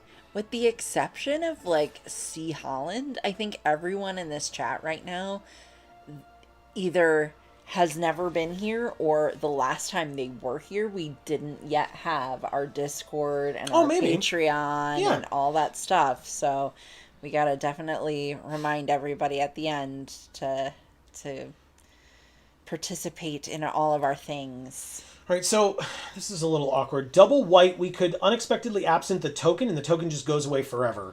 The issue is the 5/6 is still there, but we've got options. Zero says you're about to get comboed. Did that happen yet? Yes. Okay. That was this, yeah. Oh, that's what you're talking about. They went nuts on that. This is an instant, so I guess I could wait and just play Bristly Bill for now. Dumpster Fire says, to be honest, I might have held on to the Solitude in case they flash in something crazy. Zero says, Dumpster Fire, you can't Solitude a creature between flesh resolving or and the creature sacrificing itself. Right. I don't think that's necessary. He was just saying in general, I think, and Aaron can correct me if I'm wrong, of course. I think he was just saying in general, like that using it on just the Baleful Strix wasn't necessarily the best use of it, and just waiting on and not attacking for that one turn, wouldn't have been the thing that like broke the game against us or whatever. So Zero said you could clean up whatever's left, though. Mm-hmm. Alberto says, or Alpha says, living on a farm still. Okay. But things are going better. I'm working, training AI from my home. Pay is good. That's good to hear. Good pay is always important. Don't we all know it? They're pondering. They already fatal pushed our bristly bill. Sorry, Amy. Dumpster Fire says, I was saying that I might have used it to hit that Vaultborn token instead, or even better hitting the real Vaultborn since you drew Absent. Right, so search your library for a card, put it into your graveyard. It's a Traxa. Now they can sack a creature to get that back to their hand and a creature from the graveyard to the battlefield. They sack that.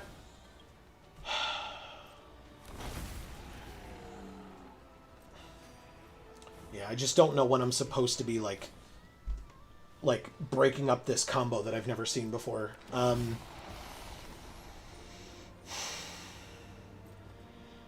God damn it. Fine.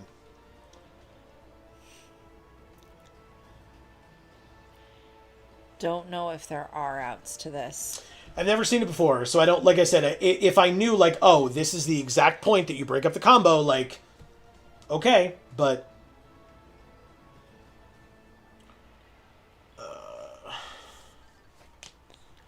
Okay, so they got Shieldred's Edict, Crabomination, and Green Sun Zenith. And then drew 2 cards and gained 6 life. Alberto says I would be leveling the Kithkins like crazy, though, instead of playing more creatures. Sure. Zero says, yeah, I still would have held it back. They could have also flashed in something like Rolled Spine Worm. Right. On the green or red, I still can't. Okay, I can't do anything else there. So we pass. Or let them pass. They have to discard 1,000,000 cards. Oh, we could draw Sunfall. Damn it. It was so close. It wasn't that close. Actually, you know what? Let's see what they choose to get rid of. They could just take 4. They're at 33. But anyway, we still attack. It would be silly not to. Okay, cool. Go ahead, I'm sorry. Recurring Nightmare is famously difficult to interact with. It's an incredible card. I love it so much. I played with it when I started playing Magic. My friend had a Recurring Nightmare Survival of the Fittest deck. I would have used the instant in response to the Entomb before they get the creatures to the graveyard, but still looks rough. Yeah, and like I said, I didn't... God, look at that art. Yeah. Like I said, I just didn't know where, and so, like, it felt... I was, didn't know exactly where to jump in there, so... I'm sure there was, like, an optimal spot, but that doesn't necessarily mean it would have been a spot that would have stopped everything that they were doing, but still.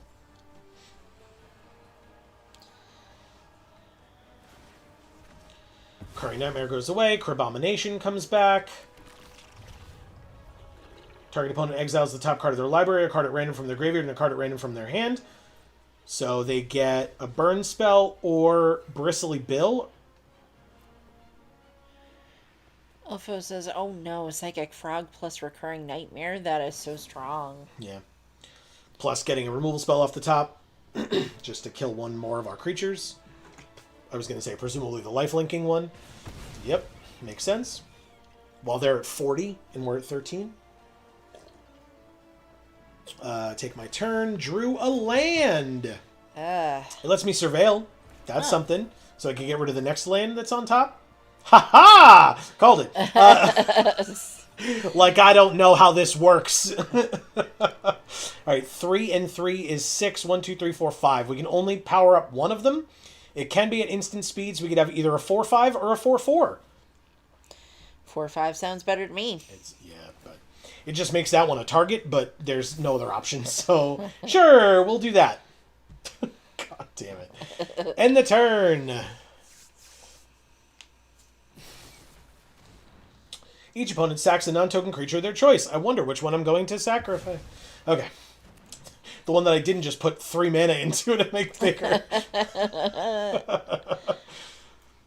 And now for 6 mana, I can make it a 7/8 protection from our opponent.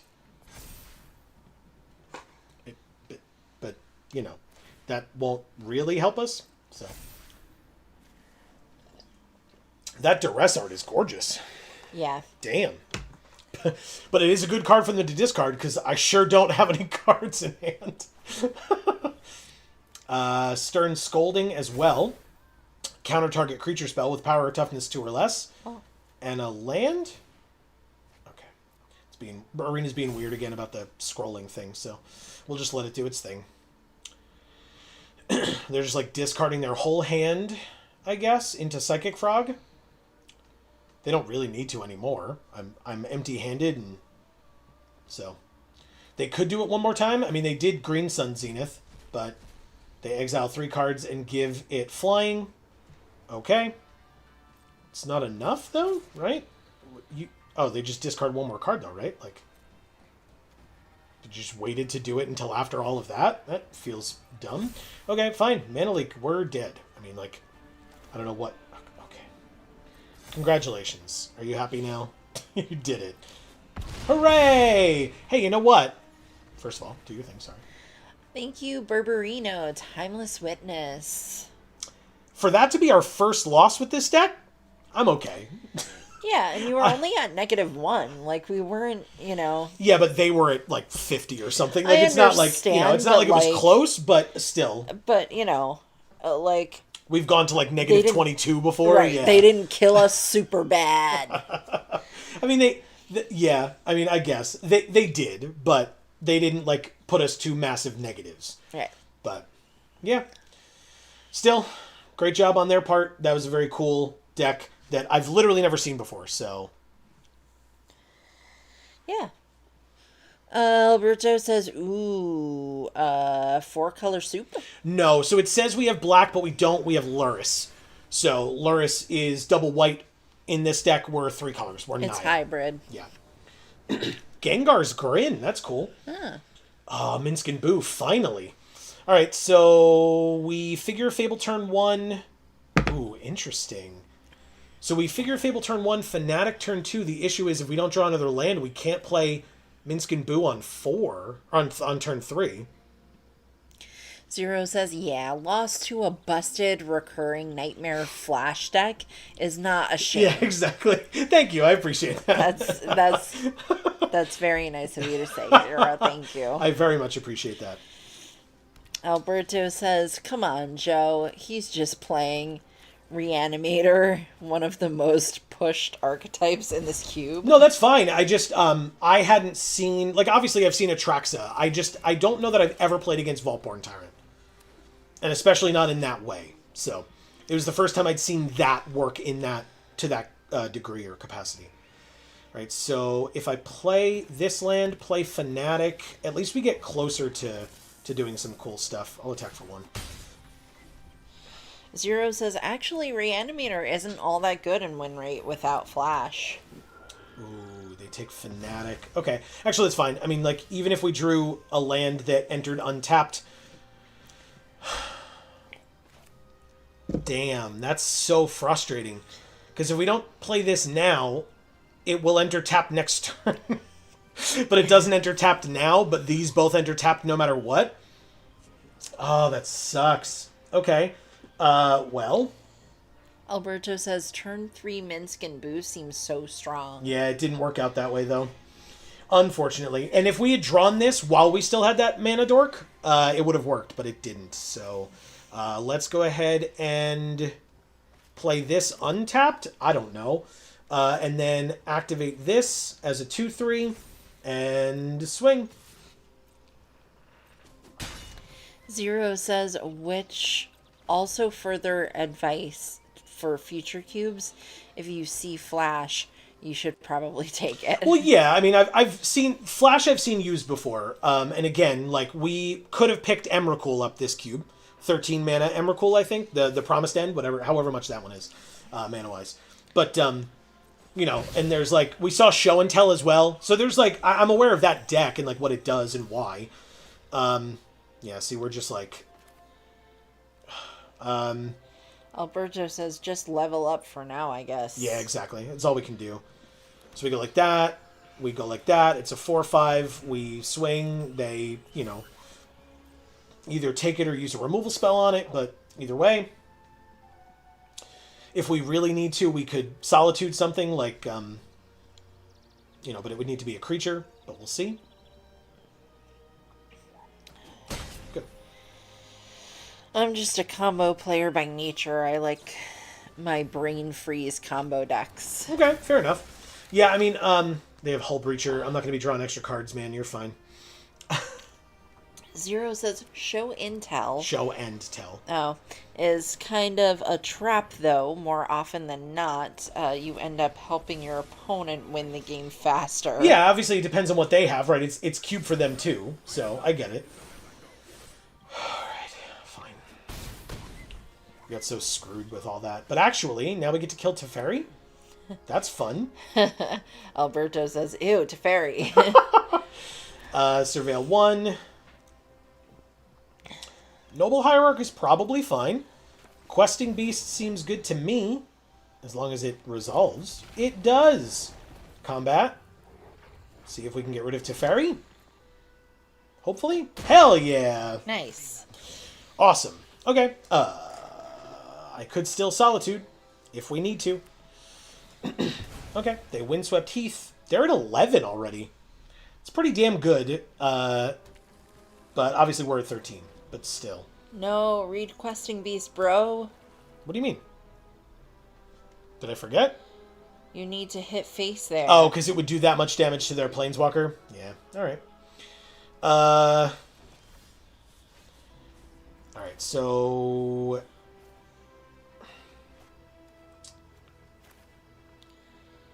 Three, 2, and a 2/2. Guess we want... We play the Arid Mesa.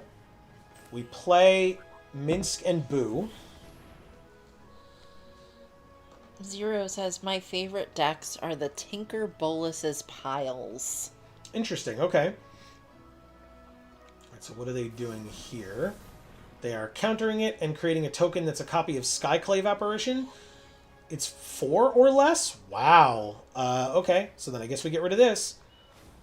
Or we play this. Cast it with Evoke. Exiling Figure of Fable. And getting rid of Skyclave Apparition. Okay. We get a 2/2. And then they can't copy it, so that's fine. You counter Minsk and Boo. Annoying but fine. But you don't get rid of my Questing Beast. And I play a Noble Hierarch. Technically could have done it after combat, but doesn't really matter. But it's exalted, so actually that kind of works. Alberto says, good plays, Joe. Thank you. Thank you. I know it's not guaranteed, but I do my best. And actually, obviously, this 2/2 that we get is a good blocker for this Hull Breacher. Sentinel, to get a map, and then presumably use the map on the Sentinel, but I guess they could on the Hull Breacher as well. They took the 2 from the Shockland of Watery Grave. Before my turn, I will Arid Mesa. I almost forgot. And by forgot, I mean I just, you know, like by default almost clicked through. No, okay. Arena, seriously. Like, people see this, right? Like, I'm not doing this. Can we just thank you? Okay. That's super annoying. Touch the Spirit Realm. Exile up to 1 target artifact or creature until this enchantment leaves the battlefield. Well, do I care? 1, 2, 3, 4, 1, 2. Oh, and Noble Hierarch, so we can do both. I guess I channel, discard, exile it, return it. Okay, so basically I go to combat, attack with Questing Beast, make it a 5/5, wait for them to double block. They don't double block, they single block. Great. Cool. Okay, great. Then I will just Gideon and make an ally. And I will end my turn. I actually could still touch the Spirit Realm channel at any time. Look at the top X cards, 7 cards of their library, where X is the number of lands. Put 1 into your hand, and if it was kicked, which it seems like it was, they put 2 into their hand. Okay, and the rest in the bottom. You got it. So 2 somewhat known cards. They then Shelldock Isle, Hideaway 4. I would touch the Hull Breacher. Well, I would touch the Atraxa. But, obviously, we didn't know that they had that at the time. That's a lot of cards. Okay, well. They are tapped out mana-wise, though. So, if we touch the Spirit Realm on Atraxa fully, like pay 3 mana and do it, then we win, I think? Because then Gideon becomes a 5/5. We attack with Gideon, a 4/4, and 2 2/2s. And we just win? Oh, now definitely get the Hull Breacher. Why? I'm so confused. Why wouldn't I just touch the Spirit Realm on the... Yeah, Get rid of the Atraxa. Yeah, okay. All right. Overlord. That's actually 2 ways of doing it, but I guess we just go like this. We can Overlord Impending and do that as well. We shouldn't need to, but we just touch Atraxa. Sorry, that came out wrong.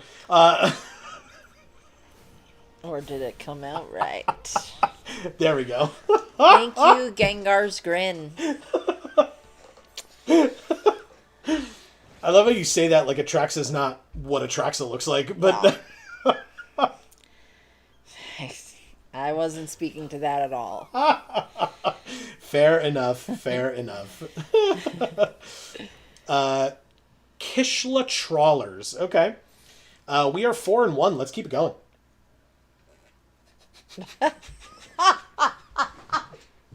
Oh God. Oh God. I almost spit all over the computer. Alberto says, I would touch Atraxa any day, bro.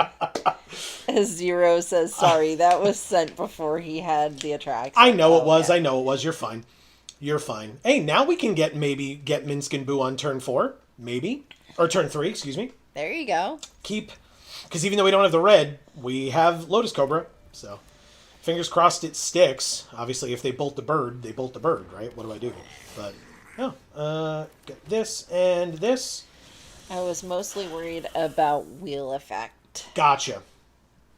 That would suck. So, wheel effect would be each player shuffles their hand and graveyard or whatever into their library and then draws 7 cards. And Hull Breacher would not allow me to draw extra cards. Oh. No blocks, I take 2. I don't care. Alberto says, Minsk and No! Boo turn 3. It's a plan. No, it's not. That's why I yelled no before while you were reading that, because it didn't work out. And now we can't play Minsk and Boo, but we can play Questing Beast on curve. Okay. So that's fine. But we do have Questing Druid, don't we? In the deck, although I think we removed it. Oh, okay. I think. I could be wrong. I thought we Robert kept it because it had lots of things that would give it +1s. I don't remember. Not lots of things. Minsk and Boo would have given it 3 +1/+1 counters because it had to haste. But it's fine, it's fine. If we draw a red, we can play it. The Questing Beast is done. Okay, fine. No fun allowed. Yeah, basically. I mean, it's cube, I get it. Yeah. Pretty much. Okay, this is technically an instant. Like, taking 2 damage is not the end of the world here. The Overlord is, though. The Overlord sucks. But this is a very good opportunity for Sunfall. But, again, not, like, we wait till that comes out, I suppose. But do we? I think we're probably going to be taking a lot of damage by then, so... Any land gets a Sunfall, whereas red gets us Robber or Minsk and Boo. Okay. What does this thing do again? Whenever you cast your second spell each turn. Okay. They get 2 1/1s. And then they get a 2/2 menace.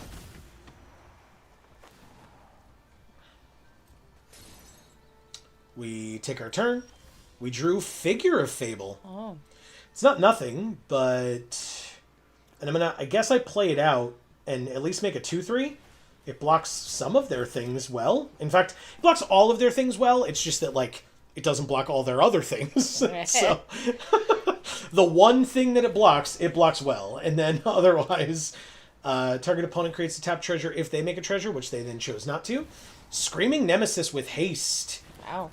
Deals that much damage to any other target.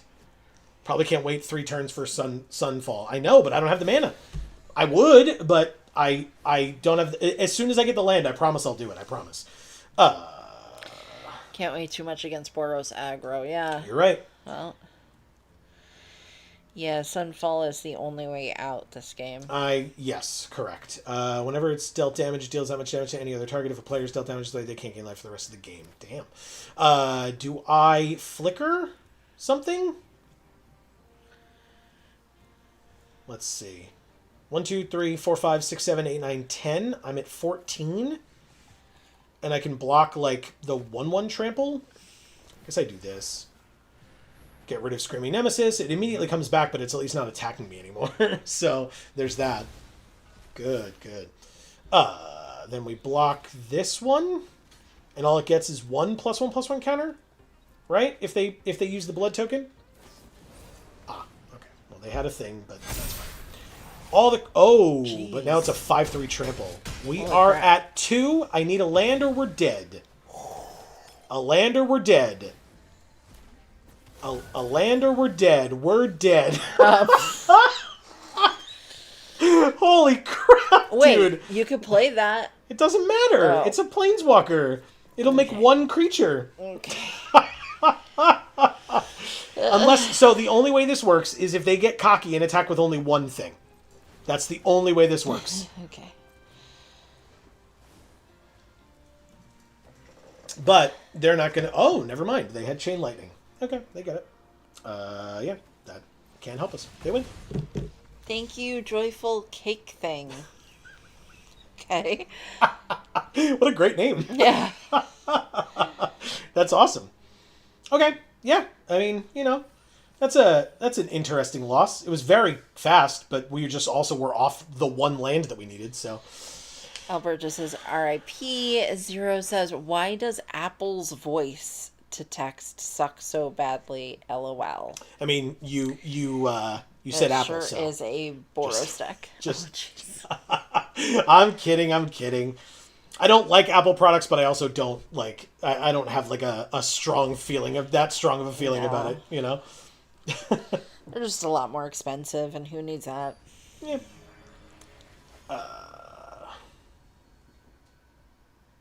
Yeah, you can try to figure out what that says later. Okay, yeah, we did keep questing Druid in. See? Haha, I told you. You were right. Okay, so this enters tapped. I'll play this on turn 1, and then we'll go from there. Keep. And in fact, we do probably Lotus Cobra first. I'll take my turn. Arid Mesa too? But that's good with Lotus Cobra, actually, so... We don't do that. We need the landfall triggers. Touch the Spirit Realm can stay there. That's fine. Seems good. Zero says, oh no, I'm fully on board. I hate Apple. They're one of the worst anti-consumer companies out there. Good.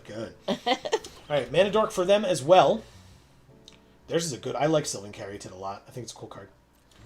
Touch the Spirit Realm as we knew it would be. Now we want the Forest and the Lotus Cobra.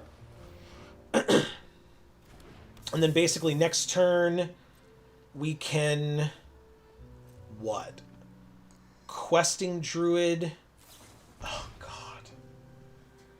Stop bolting the bird! God damn it. Fine, I get it. Everybody bolts the bird around here.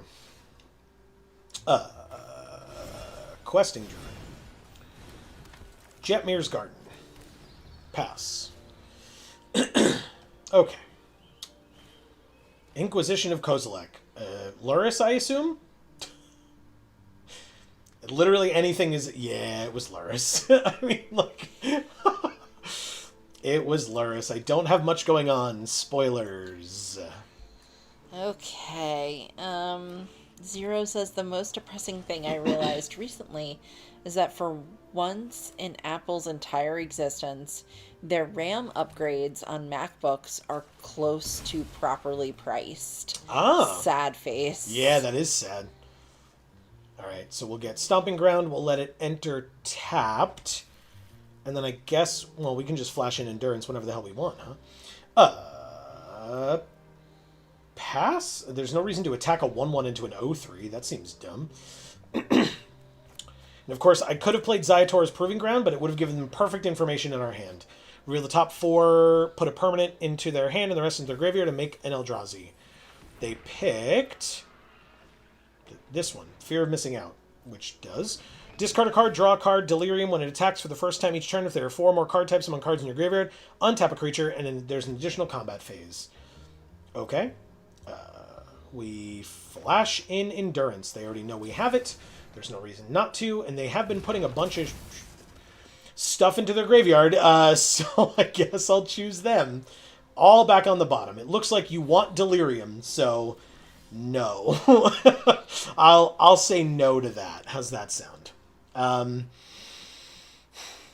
guess I can attack with the Endurance here. I will play... Zero says, like, I'm not against use cases for AI that make sense. But currently, those companies are rapidly expanding with no actual plan for a good product to sell people. Sure. Alright, so... I'm going to abandon Air Temple at the end of their turn, I guess. When it enters, target opponent reveals their hand. You choose a non-land card from it. That player discards that card. I guess I just... Like, it's literally going to get discarded, so... I guess I just touch the Spirit Realm on their token. It seems real dumb, but it's literally the only non-land card in my hand, so... Goodbye. It goes away. But they sacked it, so never mind. But still, have fun looking at my lands. Check them out. Check out my hand lands, man. Check them out. They're patented, though. They are patented Geek for All hand lands. So they're not even allowed to look at them until 10 years later. Exile up to 1 target card from a graveyard. They exile Luris. Makes sense. They don't attack, and I guess I cycle this? That makes sense, right? Everybody agrees. Haha! Robber of the Rich. That's fun. And another Plains. We'll play the Plains that they know about. We can't Robber the Rich and abandon Air Temple. This is a 2/2 reach haste. It would kill either of their creatures that they block it with, though. That they... Yeah. So I guess I'm just supposed to do that? Whenever it attacks, if they have more cards in hand than me, which they will. Exile the top card of their library. During any turn we attacked with a rogue, we can cast that card and spend mana as though it were mana of any color. So hopefully it'll be 4 mana or less. That'll be fun. And actually, now we just get to swing out. We exiled. What did we get? A land. Well, that's fine. Okay.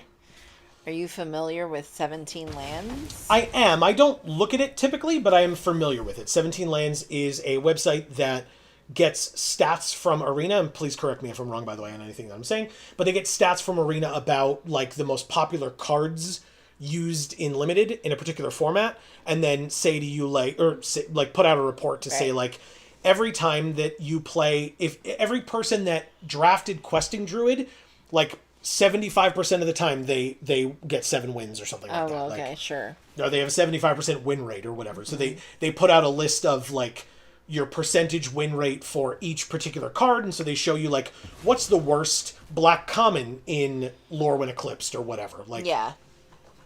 Cool. Yeah. And it's called 17 Lands because it's limited, where you play 17 lands and 23 non-lands. Okay. Or because they talk about limited. But right, so on our turn, we... Jesus Christ. Right, so they adapt. They get to play one of the creatures, I guess.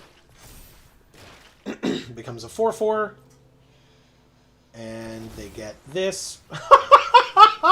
Yeah, Welcome to Geek for All, Ube Jeff. Nice.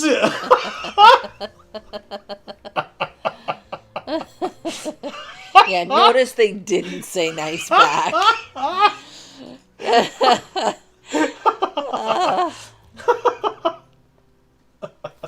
Double blocks, eh? Alright, cool. Obviously, I'm going to do this so I can kill your Emperor Bones, because it's super annoying. And then you don't get my Luris, which is nice. Okay, cool. And we have Questing Druid still. Grave Titan. Yeah, that makes sense.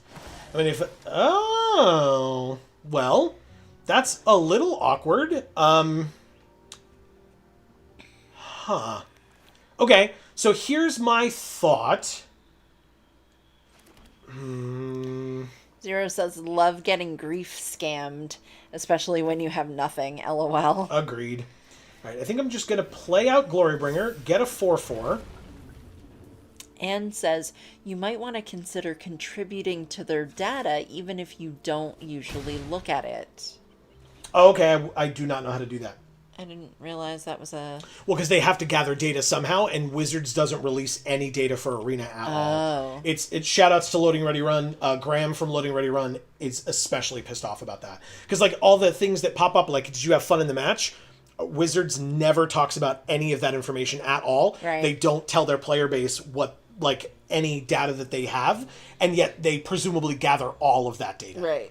And they don't make that public in any capacity. And Graham has talked about that often, and I cannot do anything but respect that feeling. Right. And so 17 Lands, I guess, does it from contributors like Zero's talking about here. Okay. Wow. All right, so Glorybringer is helpful here. They don't have any flying blockers, which is cool. Or anything that can block flying, I guess. Discard a card, then draw a card. Okay, they discarded Life and Death. Okay. Wow. Oh, we drew Questing Beast. Interesting. So they could... The thing is, right, if we attack with... Oh, no, we're fine then, right? Do we have the mana? No, we don't. We're one land off.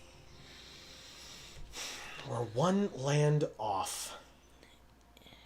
Because they could double block Questing Beast, double block Questing Druid, and with the zombies... But I guess we could Glorybringer one of the zombies, like Exert. And then they would only be... They still would kill one of them. Zero says, you just install the program, it runs in the background, and just downloads the replay file Arena generates for each game. Gotcha. That's interesting. That's interesting. Dumpster Fire says they can't block the beast, so you win if they have nothing. Alright, well, they had the Ridgeline, but it's all they had. But also, I didn't have enough mana to abandon Air Temple. We were one off to be able to make it 10. But they play Soul Ring and Sin. Oh. Okay. But that's part black? Yeah, because they can't be... Oh, can't be blocked by creatures with power 2 or less. Okay. I didn't see the land. Yeah, me neither. All right, they got their Emperor Bones back with Sin. That's a good get, I guess.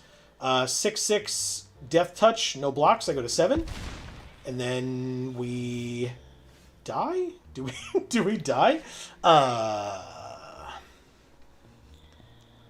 Oh, actually, Sin can't block Questing Beast and Glorybringer, and those are the only 2 blocks available. So we do still win. Okay. We don't need to play this. We just go to combat, swing here and here. Yeah, Aaron got there. Or I got there before Aaron did, but thank you very much. I appreciate it. Yeah, Sin can pick one, but that's it. Concession. Thank you, Uwe Jeff. Amazing. Whew. Yeah, I forgot about the line on Questing Beast. All right.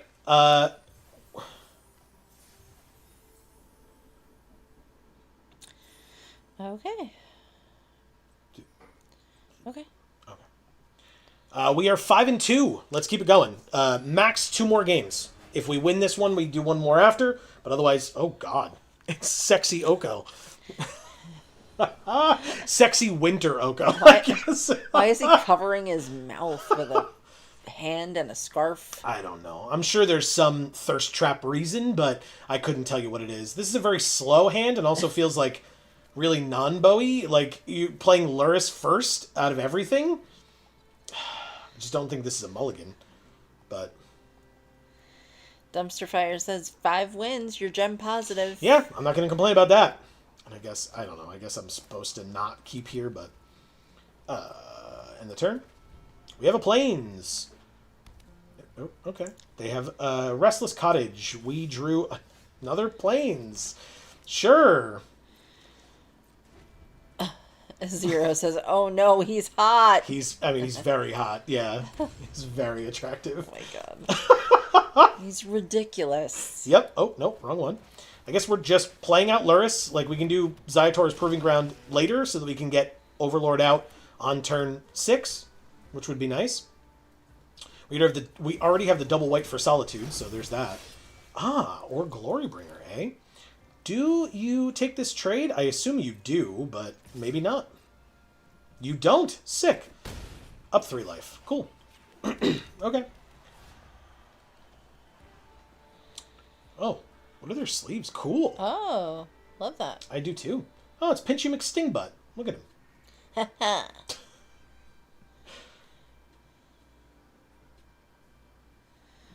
They attack for 3. You got it. I'm back to 20. I mean, they're Sultai at least, which... Nadu. I know that card. There you go, Zero. Nadu. Let's play this, and then Glorybringer and kill Nadu? That feels right? They get to do a thing. They get to, like, get a card or whatever, but, I mean, it's totally worth it, right? 2 attackers. We're exerting. Nadu dies. They get land onto the battlefield. Sure. And then Nadu's dead. Yeah, feels okay. I'm alright. Yeah. Next turn, we get Overlord, 4 damage to any target. Like, we're back to 23 again. Thanks, Luris. Oh my god. Okay. I guess this was... I mean, they were a very slow deck, right? If they were a Boros deck, we would have been totally screwed. But this was a pretty cool deck hand to keep, I guess. He's about to be... not doing it? Yeah, not doing it. Oh, okay. But then they didn't. Because we killed it. Ouroboros, one of my favorite cards in the cube, man. But also, it's dead to Overlord next turn, so good. I don't care. Like, that's crazy, Ouroboros. I love that card so much, and yet, goodbye. I'm sorry, but I'm also not sorry. Okay. Damn. Wow. It is a cool card, however, it dies to removal. It sure does, but it gives you... Ouroboros, or... yeah. Ooh, Elder Gargaroth. Oh. That's a good one. I mean, Solitude says what's up. Or Touch the Spirit Realm, eh? Okay. Okay, well, they're tapped out. Oh, no, they're not. They have 1 mana, but... Oh, it's a fetch land, so we're fine. I would like to play this and exile your Elder Gargaroth. There it is. Thank you, Ubik. Wow. I kind of feel bad for them a little bit. Wow. They didn't get to do thing. Well, they did a thing, and then it instantly went away. Mm-hmm. They did a thing, and then it instantly went away. And Yeah, then they did a thing, and then it instantly went away. You know how many times I've played games like that game of Magic? Yep. I know. And that's how come I can feel bad for them, because I know what it's like. We drew... Oh, look, Amy. Not that we A drew, but... beautiful spider. Glint Weaver. Okay. Well, this is the rubber match. Win or lose, we're done with this draft. Here we go. And the stream, by the way. Spoilers. We stream for around 2 hours. We're a little late. And Amy and I both have work tomorrow. But Yes. but regardless, this cube is not around next week. In fact, it goes away literally tonight or tomorrow when the new set comes out. So there would be no reason to like leave this for next week or whatever. But this is the last game, so I will happily finish this off. Thank you for sticking it out. Mm-hmm. Zero says, to be fair, the best green creatures are the ones that either don't die to removal or they are removal for your OP's face. Yep. Yeah, and I forgot about the, like, questing beast thing. So, like, when Elfo called it out earlier, I believe it was Elfo, I don't want to incorrectly attribute, but yeah, going for my 7th win, it makes sense that I would face like a diamond or platinum or whatever this is player. But okay, we can Proving Ground turn 1 and then Mountain or Plains to get Robber or Questing Druid on turn 2. It seems pretty. It's probably Robber, but I guess if they have a decent blocker for it, it can be Questing Druid to like start building up the counters on it. But okay, we've got options. They've got Japanese Liliana from War of the Spark as their sleeves. Pretty. Very. All right, come on, baby. Craterhoof, my beloved. Well, I had a chance to pick Craterhoof in this cube, and I did not do it, or not in this draft. And I didn't do it. It just didn't feel like this was the deck for it. I didn't see Craterhoof. It was shortly after you stepped upstairs, yeah. Because I would have tickled him. Oh, they didn't play anything. Oh, and we have Noble Hierarch, but also they definitely are going to have more cards than us in hand. So let's do this. Robber of the Rich. It has haste. They can absolutely Bloodstain Mire. You're still going to have more cards in hand. But that's fine. Oh, but it messes with their top card, but they wouldn't have known what it was anyway, so. It's a Remand. Oh, shit. Okay. That's interesting. So I have to have attacked with a rogue to be able to get benefits for that, but still, that's pretty interesting. All right, so... Zero says, yeah, it's not amazing in this cube, sadly. Practically unplayable without natural order. Yeah, which is also here, if I recall. Aaron was talking about that earlier, right? Sorry, I've got to... Okay. I'll be right back. Yeah.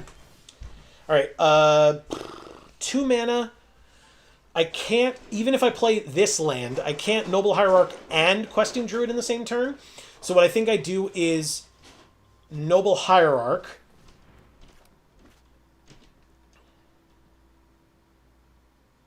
Or at least try to. Apparently, with LED and Pentad Prism, they're thinking about something, but they have a counterspell. Okay, fine. Totally fine. We go like that. We go like that. Okay. It just would have let me attack with a 3/3, but... Trinket Mage. Get an artifact with mana value 1 or less, reveal it, put it into their hand, and then shuffle. Could be a Moxen. Obviously, they have LED in the deck, so it could have been that as well. Are we about to get LED Breach Brain Freezed? I don't know. They've got Currency Converter. Whenever you discard a card, you can exile that card from your graveyard. Draw a card, then discard a card. Put a card exiled with this artifact into its owner's graveyard. If it's a land card, so that's interesting because we have Endurance, so that'll be fun. Let's play this land. And then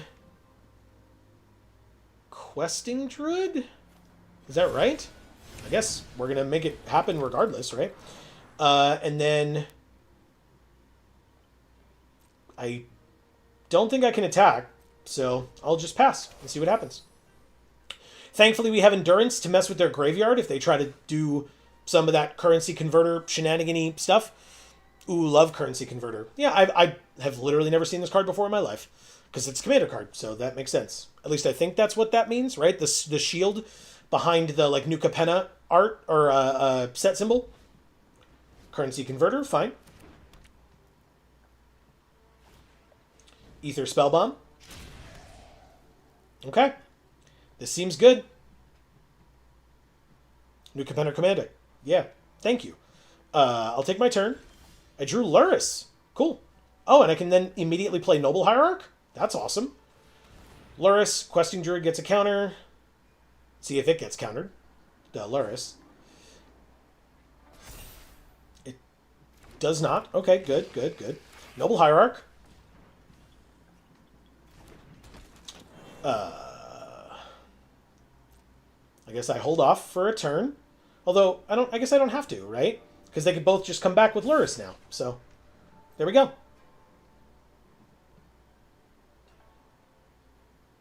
Trinket Mage gets to choose which one it blocks. It blocks Robber of the Rich. Robber of the Rich can get played next turn off of Luris. We end our turn. We do not get to remand anything. And we would have to cast it, like actually cast it, right? You may cast it in just mana as though it were mana of any color. Got it. Okay. So basically, once they put... They bounce Luris. Okay. Annoying, but fine. Because, again, we can still Luris... Like, if we draw a land, we can Luris Robert... Actually, we don't need it. We have Noble Hierarch. Silly me. We can Luris and get it back. Okay. Draw 2, discard 2, unless... And then untap 3 lands. That's fine. They are somewhat stuck on 3 land. I mean, obviously, they've got, you know, things. But yeah, Endurance is actually going to be super helpful here for us. Because I feel like once the LED goes to the graveyard, and or once they're doing like currency converter shenanigans and like targeting stuff in their graveyard, that's when we just snap this off and put all that stuff on the bottom and go from there. Yeah, they're discarding Fable of the Mirror Breaker and a land. You may exile that card from your graveyard. For the land, I don't care.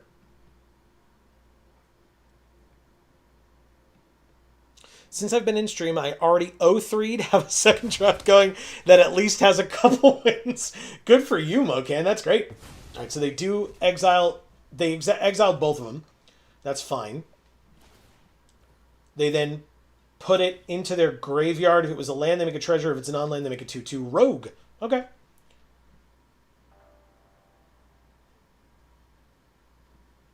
Because they have LED, I'd save Endurance for that. That was kind of my thought, because like otherwise I could have done it in response to the currency stuff. But yeah, I'm waiting for the LED because I figure that is a way to like start recurring stuff like crazy. Okay. Dak Faden, I mean, like a little scary maybe, but it's not the end of the world. Draw 2, discard 2 on their end. So whatever they discard, they can then mess with currency converter. You currently have pressure, so if you can just assure they can't combo you out. Yeah, exactly. And again, I don't necessarily know what the combos are, but Legend of Roku, exile the top 3 until your next turn you can play them, add 1 mana, and then eventually they get like a big creature that can make dragons. Okay, they chose not to with the Mox Diamond, but they chose to with Legend of Roku, so that's fine. They play a Misty, and they have 1 card in hand. So that's good. Never mind, they have no cards in hand. Okay. Oh, how am I supposed to focus on only one project? I guess I will take my turn. We drew Fanatic. Given they have LED Frantic Search, they almost certainly have Through the Breach and Brain Freeze too, yeah. Yep, we will see. And now that I have, like, you know, stuff that I can exile to play Endurance, I think we're going to be all right. Let's play Luris, give a counter to Questing Druid, play Robber of the Rich with Noble Hierarch, and then go to combat, and they're going to lose something anyway, but go like this. Underworld Breach, Through the Breach is the sneak attack card. Oh, right, LOL. Wrong breach name. Yeah. Alright, end the turn. Okay.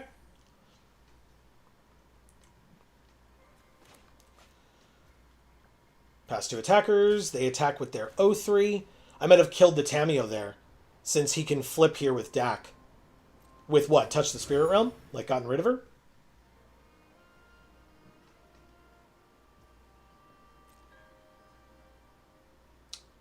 Oh. Yeah, I mean, I can block. It doesn't matter, right? It's an 0-3.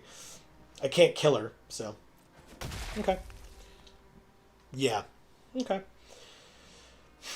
But that's okay. Flipped Tameo is pretty scary. Yeah, I mean, the cool thing is, I guess they'll have extra cards, but, like, we can probably try to kill her. Greg is here. Boom made it. What's up, Greg? Hey, guys. Hello.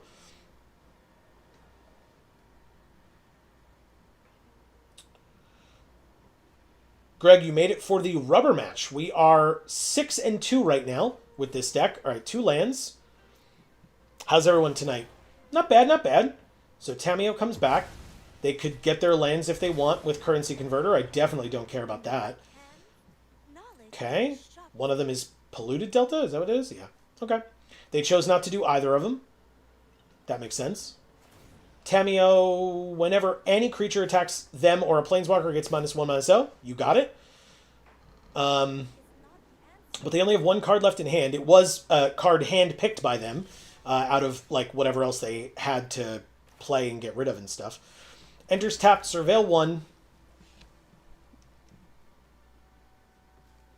Land can go to the graveyard. We definitely don't need it now that we got our 5th for Boomy. I'm rejoicing that my Valorant pick'ems are perfect so far from Masters San Diego. Interesting. All right, so this only gets rid of an artifact or creature. I guess I can go to combat and try to get rid of Tameo. I could try. 4, 5, 6, 7, 8, 9, 8, 7, 6. I guess Robber can attack Dak for 1, right? 3, 4, 5. I guess I should do it in the other way around. Hold on. Math. Math isn't mathing. There we go. Okay, we'll try that. Obviously, Tameo's abilities all activate, but actually now I have Remand. I forgot about that. Thank you, Robber of the Rich. That's funny. Okay. So yeah. Yes, everything gets smaller by 1, but I did the math correctly.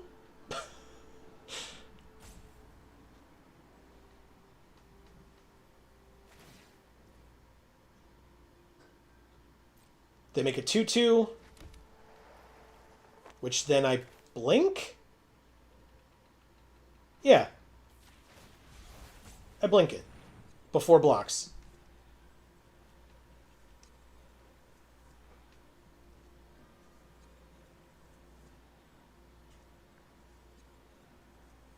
Goodbye. Next.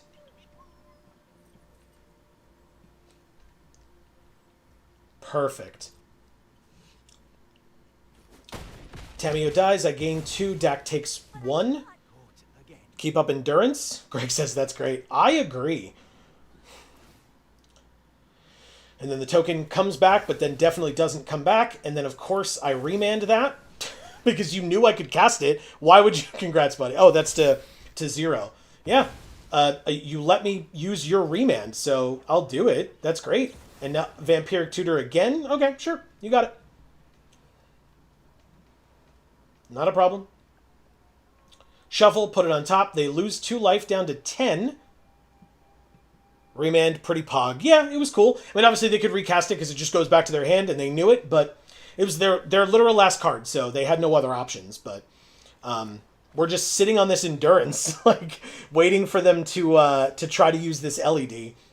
And, you know, I assume they feel like this is their last turn. Remember, you can pitch cast endurance. Don't you worry, Greg.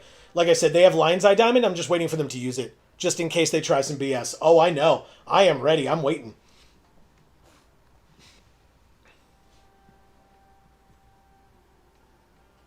Yeah, we just decided, like, because the currency convert is doing weird nonsense, but it's nothing crazy. And also, they're not getting the cards that they exile with it. They're just getting, like, like 2/2s as, like, blockers or whatever. All right, so then they're instantly drawing it at the end of the turn, and then they take their turn and draw a second card, but that one's unknown. Because, of course, the one that they drew off of the clue or whatever was the Vampiric Tutor card. Now they can try some shenanigans. They do have 14 cards in their graveyard. Delirium, it just gets bigger and has flying and attacks each combat if able, but it's not hasty, so we're fine. Underworld Breach. Each non-land card in your graveyard has escape. Okay. Well, I guess now's the time? Oh, yeah. So the only issue is that LED will still get to activate, but, like, everything else doesn't. So now we do this. Evoke, Fanatic of Ronus, submit. We've just been sitting waiting for it, so Endurance. And now they lose Dragon's Rage Channeler's ability. Underworld Breach hasn't touched the battlefield yet. Like, we just remove their entire strategy. with this one card that we've been sitting on all game. They are so mad. I mean, I would imagine so, yeah. Yep, there you go. They surveil 1.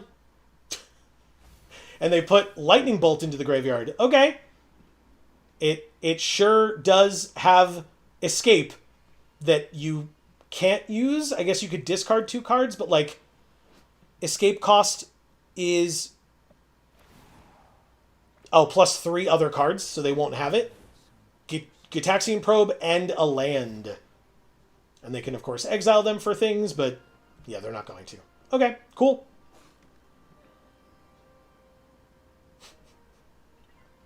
And the cool thing is we have 5 lands and then an untapped land for 6. So we can play Boomy, immediately make one of the lands a 4/4 and swing with everybody. Oh. Okay, okay. They're trying to do some stuff. Whenever you discard a card, you may exile it. And it was Wheel of Fortune. Okay. They have that with escape, but they need... They don't have any more charge counters on this, and LED's gone. So, I feel like we're okay. I think. Oh, right. LED comes back, but that's...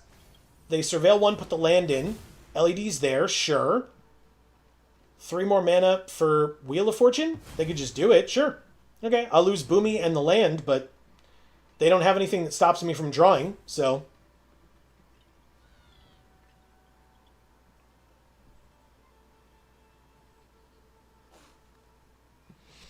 We each draw 7 cards, and I'm the one that gets to benefit from it the most because, like, they'll have 2 mana left over after that. What was the other? Just LED. Okay. But they would have to... They don't have... Yeah, they don't have any other cards in their graveyard, so... They actually can't cast either of them, can they? No, they can't. Yeah, you'd have to exile 3 other cards, and they only have 3 cards. So... They literally can't cast either of these. Neither of them are in their hand. And Dragon's Rage Channeler is back to a 1/1. So I think we're good.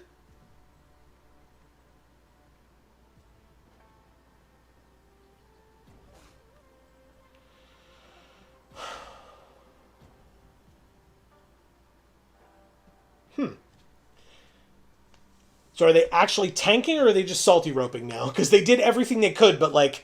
We destroyed their entire strategy, but we'd been sitting on Endurance all game, so it's not like, you know, it was spur of the moment. We've been waiting for them to do stuff, and as soon as they cast Underworld Breach, we knew that was the time to snap it off. We'd been talking about it the whole time.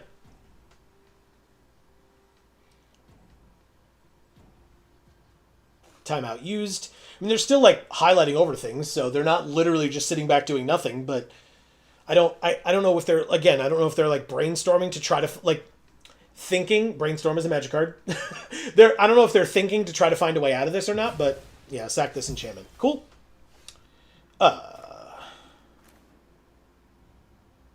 Land. I guess I'm supposed to, let's do red here. Green here. 1, 2, 3 for Boomy. Oh, I'm an idiot. I picked the land that just came in. Wow, that was has summoning sickness. Or no, it doesn't. Great, and they conceded. Good.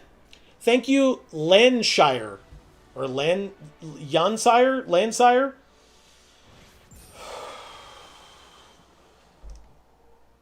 Greg says, boom, let's go. Wow.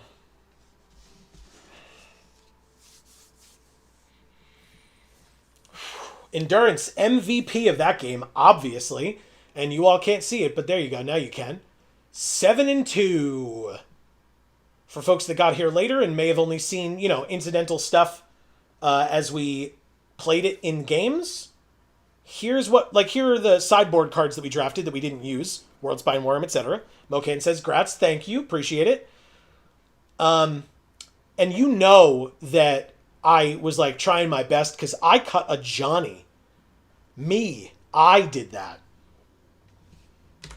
But this is the deck. Now that that thing is out of the way, there we go. This is the deck. Can move myself slightly out of the way so that you can see the lands as well, but it's really not all of them, obviously. So actually, I guess I could scroll so you could see them better. Hold on. Just put myself in the top corner for now. There we go, there we go. This was the deck. I mean, obviously, a good number of good mythics. Overlord was quite good. Boomy, we literally just used for the first time. Greg says, looks sweet. I agree. Glorybringer was very helpful. Solitude worked a few times. Questing Beast was great. Minsk and Boo never happened. It got countered once, I think. Was the only time we played it. We never got to cast Wandering Emperor. Sunfall helped us quite a bit because we had Gideon plus Sunfall, and so we were able to kill them. That was one game. We got the Mox Ruby after passing Mox Jet Pack 1 Pick 1 because Joe's not observant. Both figures of Destiny and of Fable. Noble Hierarch, super helpful. Questing Druid, Lotus Cobra, Fanatic of Ronus, Bristly Bill. You know what? Bristly Bill was fine. He didn't do a lot, but he got in there when he needed to on occasion. Luris was great. Luris was super helpful. Touch the Spirit Realm was great, including the channel. Like, usually I would look at this card and be like, "What? Who needs the channel ability?" But I feel like we used the channel ability more than we cast Touch the Spirit Realm. And it was super helpful each time we did. So yeah, this deck was great. Unexpectedly Absent worked once against a token, if I recall. And then there was that one turn, or that one game where we had Figure of Destiny and Figure of Fable and Mox Ruby in hand, and either a white or green land. So we were able to cast both figures on turn 1, which was hilarious to me.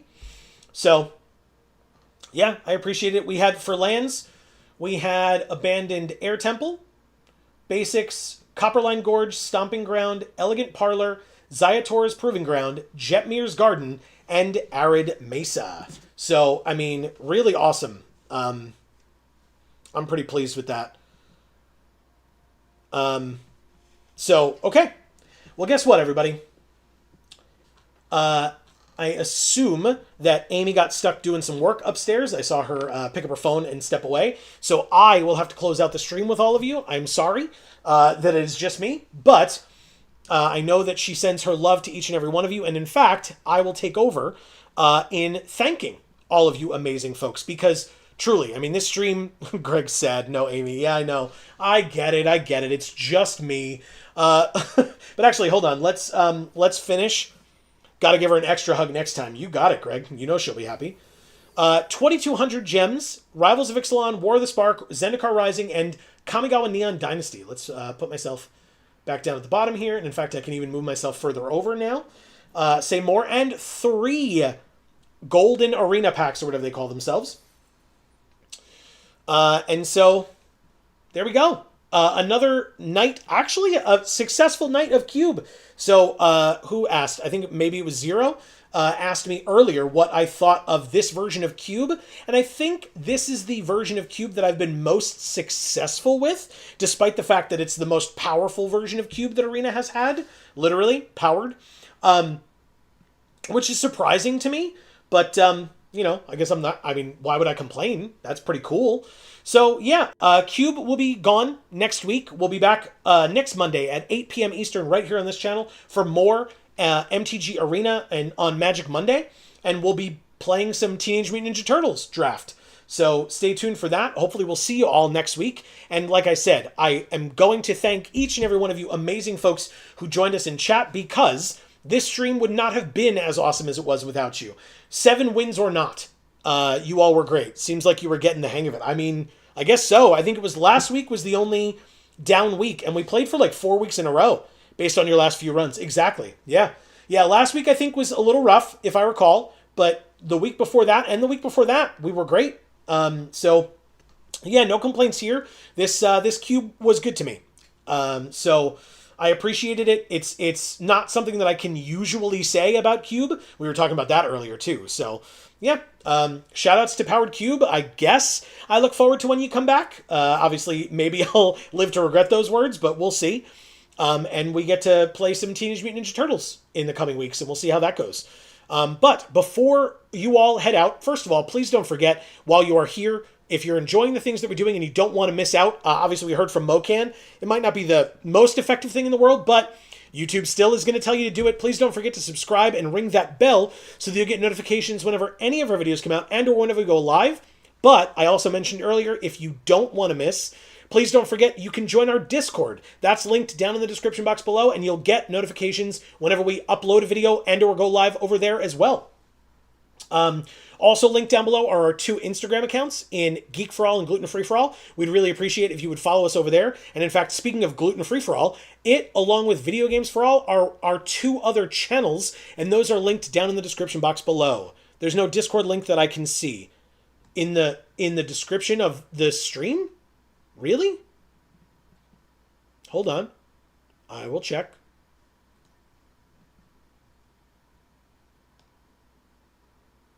I don't think I'm able to... Hold on.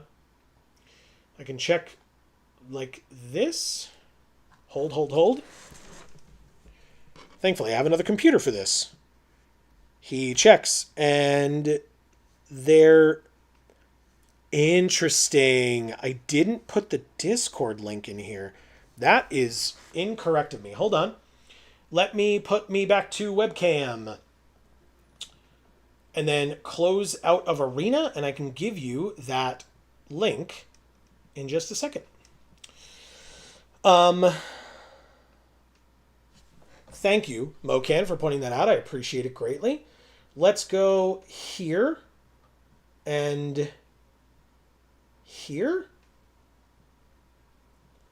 And in fact, I'm going to say...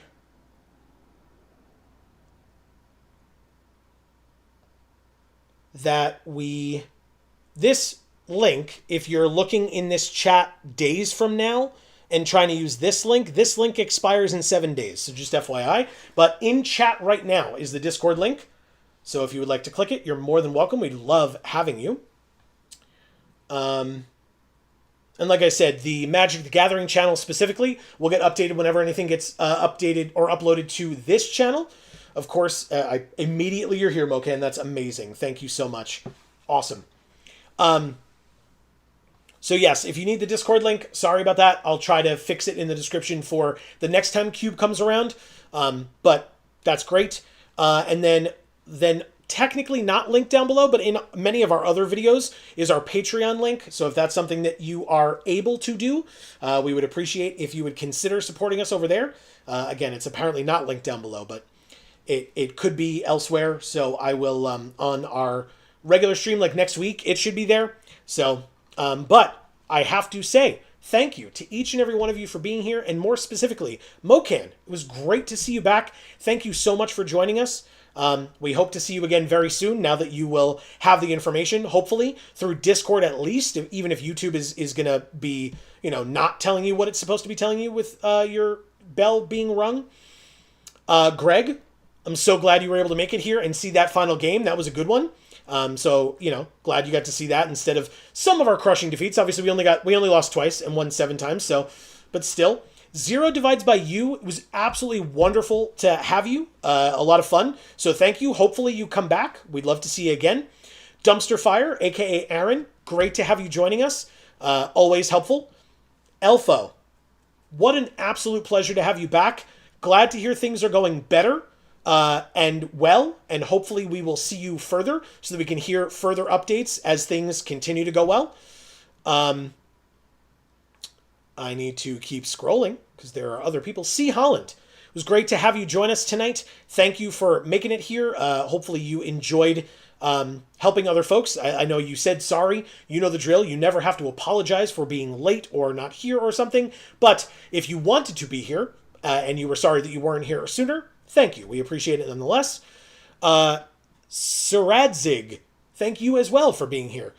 We appreciated having you as well. And Nuriel Yap. We were able to figure out how to say your name eventually. And thank you to both of you, Saradzig and Nuriel Yap, for calling me out for missing the mocks just entirely in that first pick. Silly me. Aaron says, GG's, have a good night with a smile. Thank you, Aaron. Appreciate it. Best to the family. Love all around. And I know Amy says the same. And hopefully we'll see you and talk to you soon. And so, if you did not hear your name just mentioned by me, first of all, this is not what I typically do, so it's definitely possible I just missed you scrolling through, but I don't think so. I don't think I did.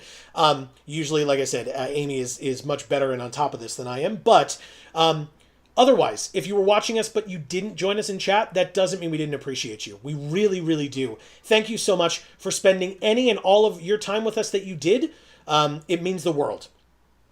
And so, don't forget, Amy mentioned it earlier, but the next time we are live is we are live next Monday at 8 p.m. Eastern for more MTG Arena for Magic Monday. But the next time we're live is actually this Friday over on Video Games for All. Like I said, link in the description down below for actually that channel. And you can come watch us over there. And whether you are on this channel, Video Games for All, or Gluten Free for All, please don't forget to subscribe and ring that bell to get those notifications, like I said.